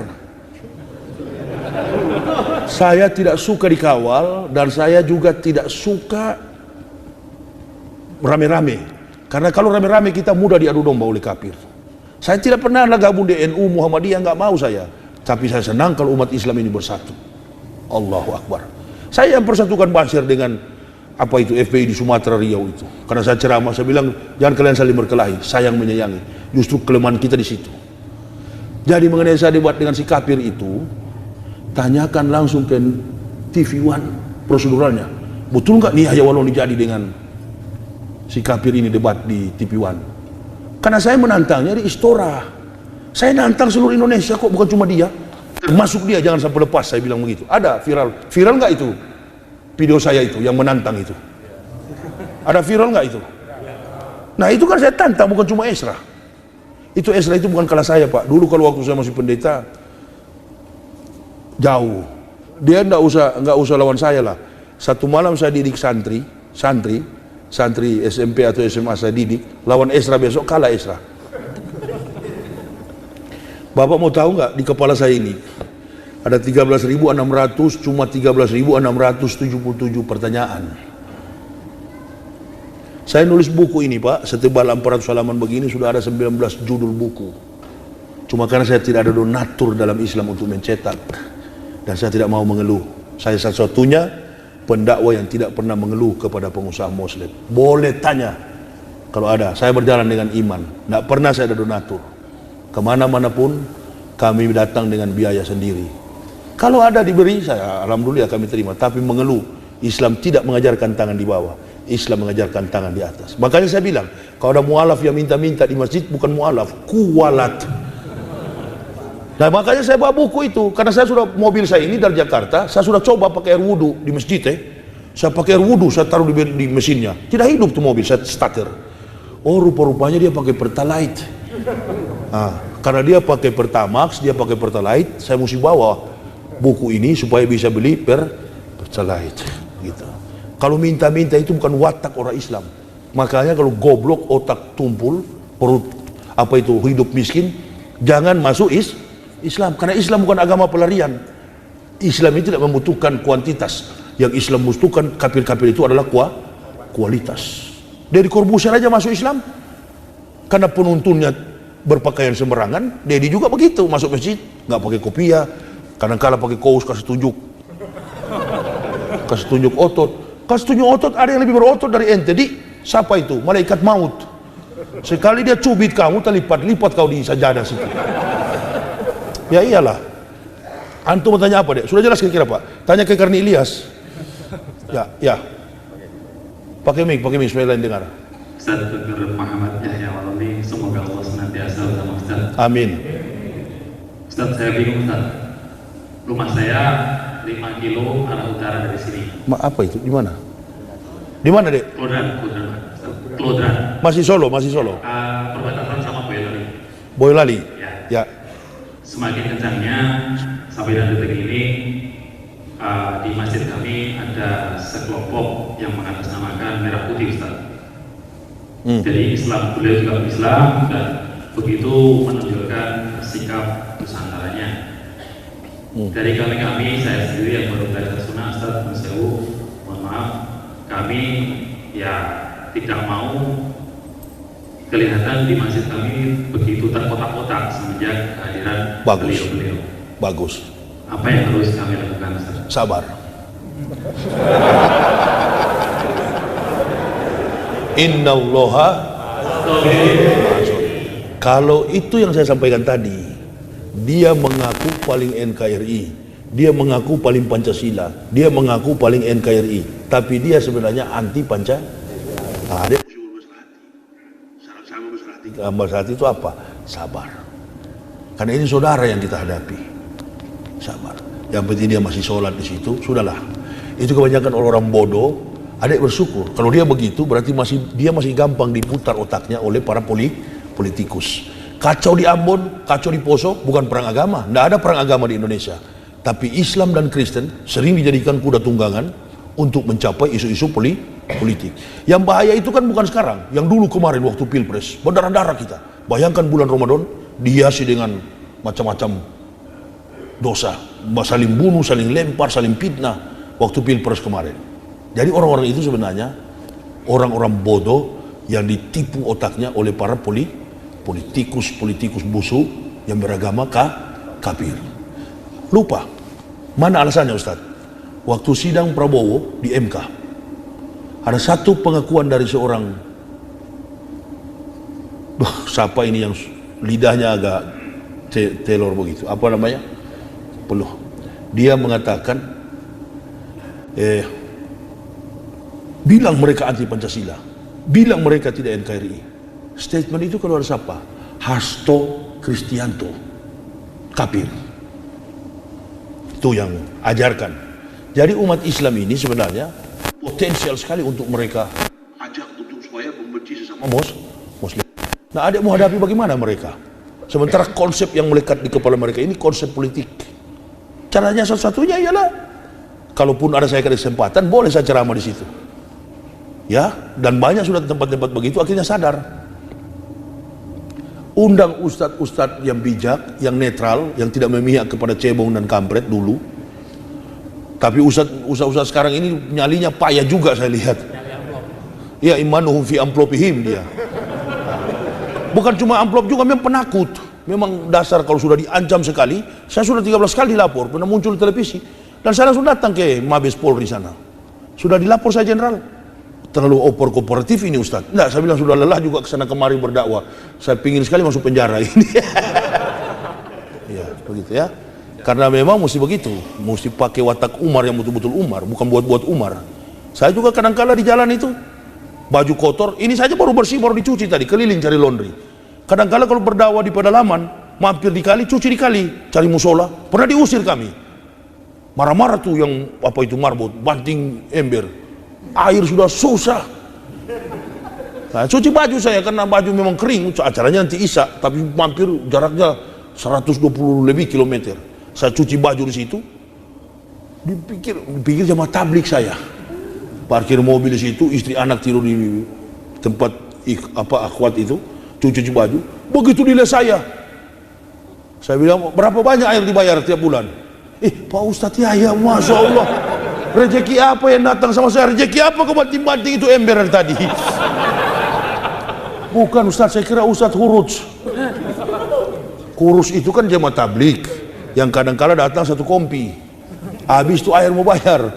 Masya Allah, saya sampai sabarlah Pak Imam, dan saya bayar 2 kali lipat. Berapa tiap bulan air dibayar? Enggak apa Ustadz, mampu kuat-kuat jemaah di sini. Pergi dia ke tempat tak tahu kemana, datang pedagang baju. Sudah terkumpul orang di situ, jadilah ceramah di situ. Tambah hari, tambah jadwal. Nah itulah manajemen saya, ketemu langsung ceramah. Kalau yang lain mesti antri dulu kawan. Nah, antri dulu, hitung dulu berapa, iya kan? Perhitungannya berapa, budgetnya segala macam. Satu kali ceramah huha-huha puluhan juta. Aduh, saya tadi baru lihat, Masya Allah, ekonomi orang yang di kota agak makmur. Sayang saya jalan ke sana keliling, Allahu Akbar. Ya mudah-mudahanlah Solo ini nanti dirubah oleh Allah. Yang penting kita perasaannya tetap cinta kepada Pak Soeharto, Haji Muhammad Soeharto. Jangan percaya orang bilang dia itu bukan Islam segala macam. Orang-orang PKI itu yang anti sama Soeharto. Kita baru nanti begini baru ingat sama Pak Harto. Ayah saya tentara. Berani, pernah satu waktu di dalam mobil taksi, orang jelek-jelekan Soeharto, sopir taksi. Dia langsung ke sebenarnya dia tampilin itu sopir taksi. Dia bilang, kau tidak tahu kita ini hidup karena beliau. Padahal memang pendukungnya, ayah saya tentara angkatan darat. Jangan coba-coba jelekan Pak Harto di depan. Dia mau meninggal dunia, dia bilang jangan jelek-jelekan itu, apalagi kau sudah Islam. Alhamdulillah. Macan Asia. Tapi begitu Mahasiswa duduk di tempatnya, beliau karena negarawan mengalah. Padahal di belakang beliau hijau. Tumbang juga macan Asia. Karena betul-betul negarawan. Nah ini. Yang mudah-mudahan lah Pak Jokowi, legowo, kalau masih demo, sudah kasih aja lah.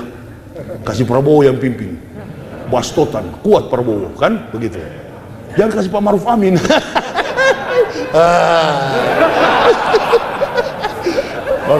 baru satu ronde rubuh, baru satu ronde robo nanti.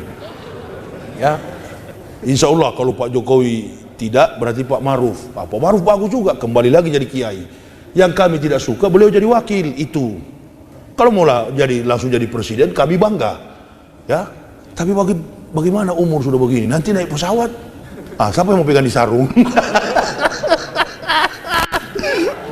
Allahu Akbar. Tapi nggak apa-apa lah, biarlah. Kalau beliau jadi presiden ditakdirkan Allah, kita bersyukur. Alhamdulillah. Karena ulama. Berarti kembali lagi. Tapi kalau wakil tetap politikus. Ya, kalau dia jadi presiden, Pak Maruf berarti adalah ulama. Saya kira itu nggak usah tanya-tanya banyak lagi. Satu lagi, apa lagi? Nama saya Ahmad, mahasiswa UMS. Ya. Tadi kan dikatakan bahwa Yesus itu dalam keyakinan Kristen berasal dari, kalau nggak salah, teologi Yunani. Ya.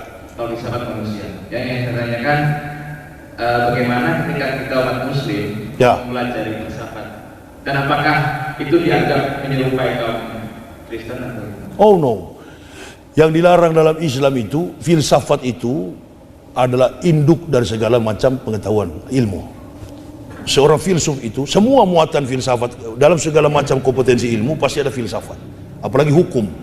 Nah, yang tidak filsafat itu kecuali fakultas ekonomi, karena perhitungan. Filsafat itu realitas perhitungan. Orang yang jago berhitung, dia adalah filsuf. Adik kalau belajar filsafat, itu pekerjaan membuang waktu. Semua dalam masjid ini kalau saya tanya, Robert Darwin mengatakan manusia dari monyet, pasti nggak setuju. Nggak setuju? Pasti nggak setuju. Tapi saya setuju. Nah, itulah beda. Karena saya belajar filsafat. Kenapa?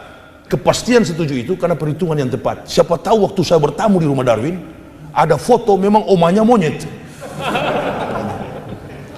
Jadi induk dari segala ilmu pengetahuan itu adalah yang tidak boleh dalam Islam, filsafat ketuhanan. Karena dia tidak bisa dihitung, dia bukan zat, dia bukan natural, dia bukan materi. Yang dihitung berdasarkan susunan elemen materi. Begitu ya. Jadi dia tidak bisa dihitung. Makanya sudah ditekankan di garis pembatas itu sudah jelas dalam Islam. La ilaha illallah. Sebenarnya konsep teori ketuhanan Yesus itu lebih berpeluang dalam Al-Quran. Dikatakan begini dalam Al-Quran. Isa itu orang yang terkemuka di dunia dan akhirat. Wah, ini kalau difilsafatkan bisa jadi Tuhan. Tapi tidak pernah ada peluang satupun dalam Al-Quran mengatakan bahwa Isa adalah Tuhan. Dia adalah manusia biasa yang diutus oleh Allah dengan cara spektakuler. Karena dari 3.500 tahun kemarin sini tidak ada nabi di tengah Bani Israel. Mujizat yang paling besar bagi Bani Israel dan yang paling besar dan paling terakhir adalah menghadirkan manusia tanpa konotasi seks. Artinya tanpa hubungan biologis. Karena Allah masih sayang kepada Bani biadab ini supaya kembali ke jalan Allah. Tapi belum sekarang, nanti ke depan. Makanya Isa bertugas dua dalam Injilnya, meluruskan jalan hidup Bani Israel, dan yang kedua mengatakan mim badismuhu Ahmad, akan datang seorang yang bernama Ahmad. Gagal sampai sekarang. Bangsa biadab itu tidak beragama Islam, hanya sebagian kecil yang orang-orang ahli saja, bagian fisikawan, matematikawan, dan kemudian para artis yang kemudian masuk Islam mendapat hidayah. Kebanyakan Yahudi itu. Karena Yahudi dan Islam ini hampir sama sih, dia juga tidak memakan makanan haram. Dan umur 8 tahun dilahirkan disunat. Sampai hari ini orang Yahudi. Makanya Maryam waktu mau dirajam dengan batu, lari bersembunyi di pohon-pohon korma. Ketakutan Maryam. Tapi Jibril datang, Rohul Kudus datang, pulang Maryam. bahwa kandunganmu itu karena kurnia dari Allah. Pulang Maryam, karena di Israel sampai hari ini kan ada hukum rajam. Ketemu orang berzina, rajam dengan batu. Wanita tanpa suami, rajam dengan batu, karena dianggap najis. Ketemu anjing, rajam dengan batu, karena dianggap najis. Orang kusta, rajam dengan batu, karena dianggap najis. 3 hukum rajam ini masih berlaku di tanah Israel. Nah, Maryam kebetulan lahir tanpa suami, tapi dilindungi. Begitu mau dirajam, anak ini terus bicara dari ayunan. Qala ini Abdullahi ataniyal kitab wa ja'alani nabiyya wa ja'alani mubarakan ainama kuntu au soni bisolati wa jakati madumtu haya. Jadi Nabi Isa itu menjalankan solat. Dia Islam atau Kristen kalau solat? Waktu dia sampaikan begini, Nabi Muhammad sudah datang atau belum? Al-Quran sudah ada atau belum? Sudah. Al-Quran sudah ada, buktinya sampai sekarang ayat itu masih ada. 19 Maryam 30-31. Kemudian dalam As-Sof 61, Yahudi kurang kaget. Loh, anak baru potong pusar sudah bicara. Ketakutan Yahudi. Periksa kitab. Ini ahli-ahli kitab. Waduh, ada di dalam Taurat, ada dalam Injil. Tunggu hari yang ke-8. Dia mau disunat enggak? Kalau disunat berarti dia inilah Mesiakah, Hamasya, atau orang yang dinantikan, Mesias. Begitu 8 hari benar disunat. Siapa yang sunat? Ananias wa Safira. Ananias dan istrinya Safira yang menangani kandungan Maryam. Jadi waktu Habib Rizik dilapor, harusnya orang Kristen jangan lapor. Siapa bidannya? Ananias dan Safira, istrinya. Itu kalau orang Kristen punya pengetahuan luas. Nah, begitu mereka merajam ibunya, anak ini bilang, wa idzqala Isa ibnu Maryama, ya bani Israila, ini Rasulillahi ilaikum musaddiqalimah baina yadaya minat Taurat mbasisirum bi rasulil ya'ti min barismuhu Ahmad. Tambah jengkel Yahudi. Loh, Ahmad dia sebut. Ada semua dalam Al-Quran, ada semua dalam kitab Taurat, Injil.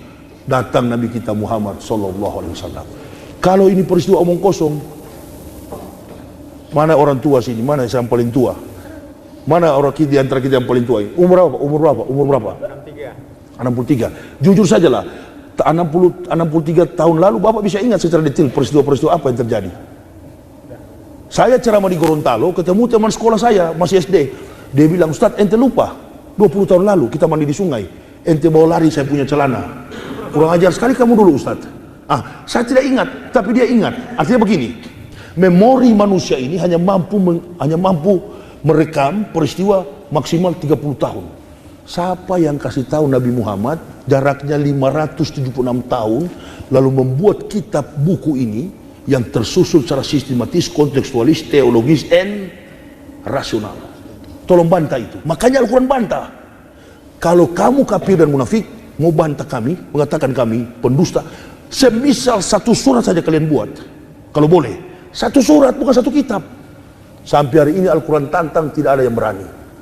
Dan pernah terjadi itu di Eropa, konven pendeta di dunia, dia robah tuh Alkitab. Apa dia bilang?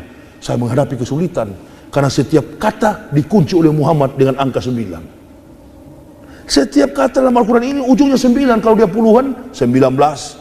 Kalau dia seratusan, 109, 129. Setiap kata sinonimisasi Al-Quran dikunci dengan angka 9. Itu yang dimaksud, kami yang menurunkan, kami yang menjaga. Asal jangan salah hitung. Saya sudah hitung secara detail. Setiap kata dikunci dengan angka 9. Kapan Nabi Muhammad belajar komputer? Karena yang bisa mengunci angka dalam prediksi angka itu hanya komputer. Saya kira lebih banyak lagi. Nantilah bagaimana orang-orang jenius yang masuk Islam berdasarkan keterangan versi Al-Quran. Itu di judul di tempat yang lain. Nanti kehabisan bahan semua di sini. Honor juga mesti ditambah sebenarnya kalau sudah jam begini. Ya, saya kira begini yang bisa saya sampaikan. Untuk lebih jelasnya pandangan tentang kerasulan Nabi Muhammad menurut Bible dan kebohongan ajaran Kristen, silakan baca buku ini dengan judul Kebenaran Islam menurut Mantan Pendeta, disambut oleh Dirjen Bimas Islam Departemen Agama Republik Indonesia. Kalau yang ingin memilikinya, ambil di mobil saya. Dia tidak boleh bawa di sini, Ji. Di masjid tidak boleh berjualan. Silakan, ada di mobil saya Fortuner, ada istri saya yang akan melayaninya dengan beberapa orang ibu. Saya kira itu yang bisa saya sampaikan. Kita bermunajat kepada Allah. Bismillah.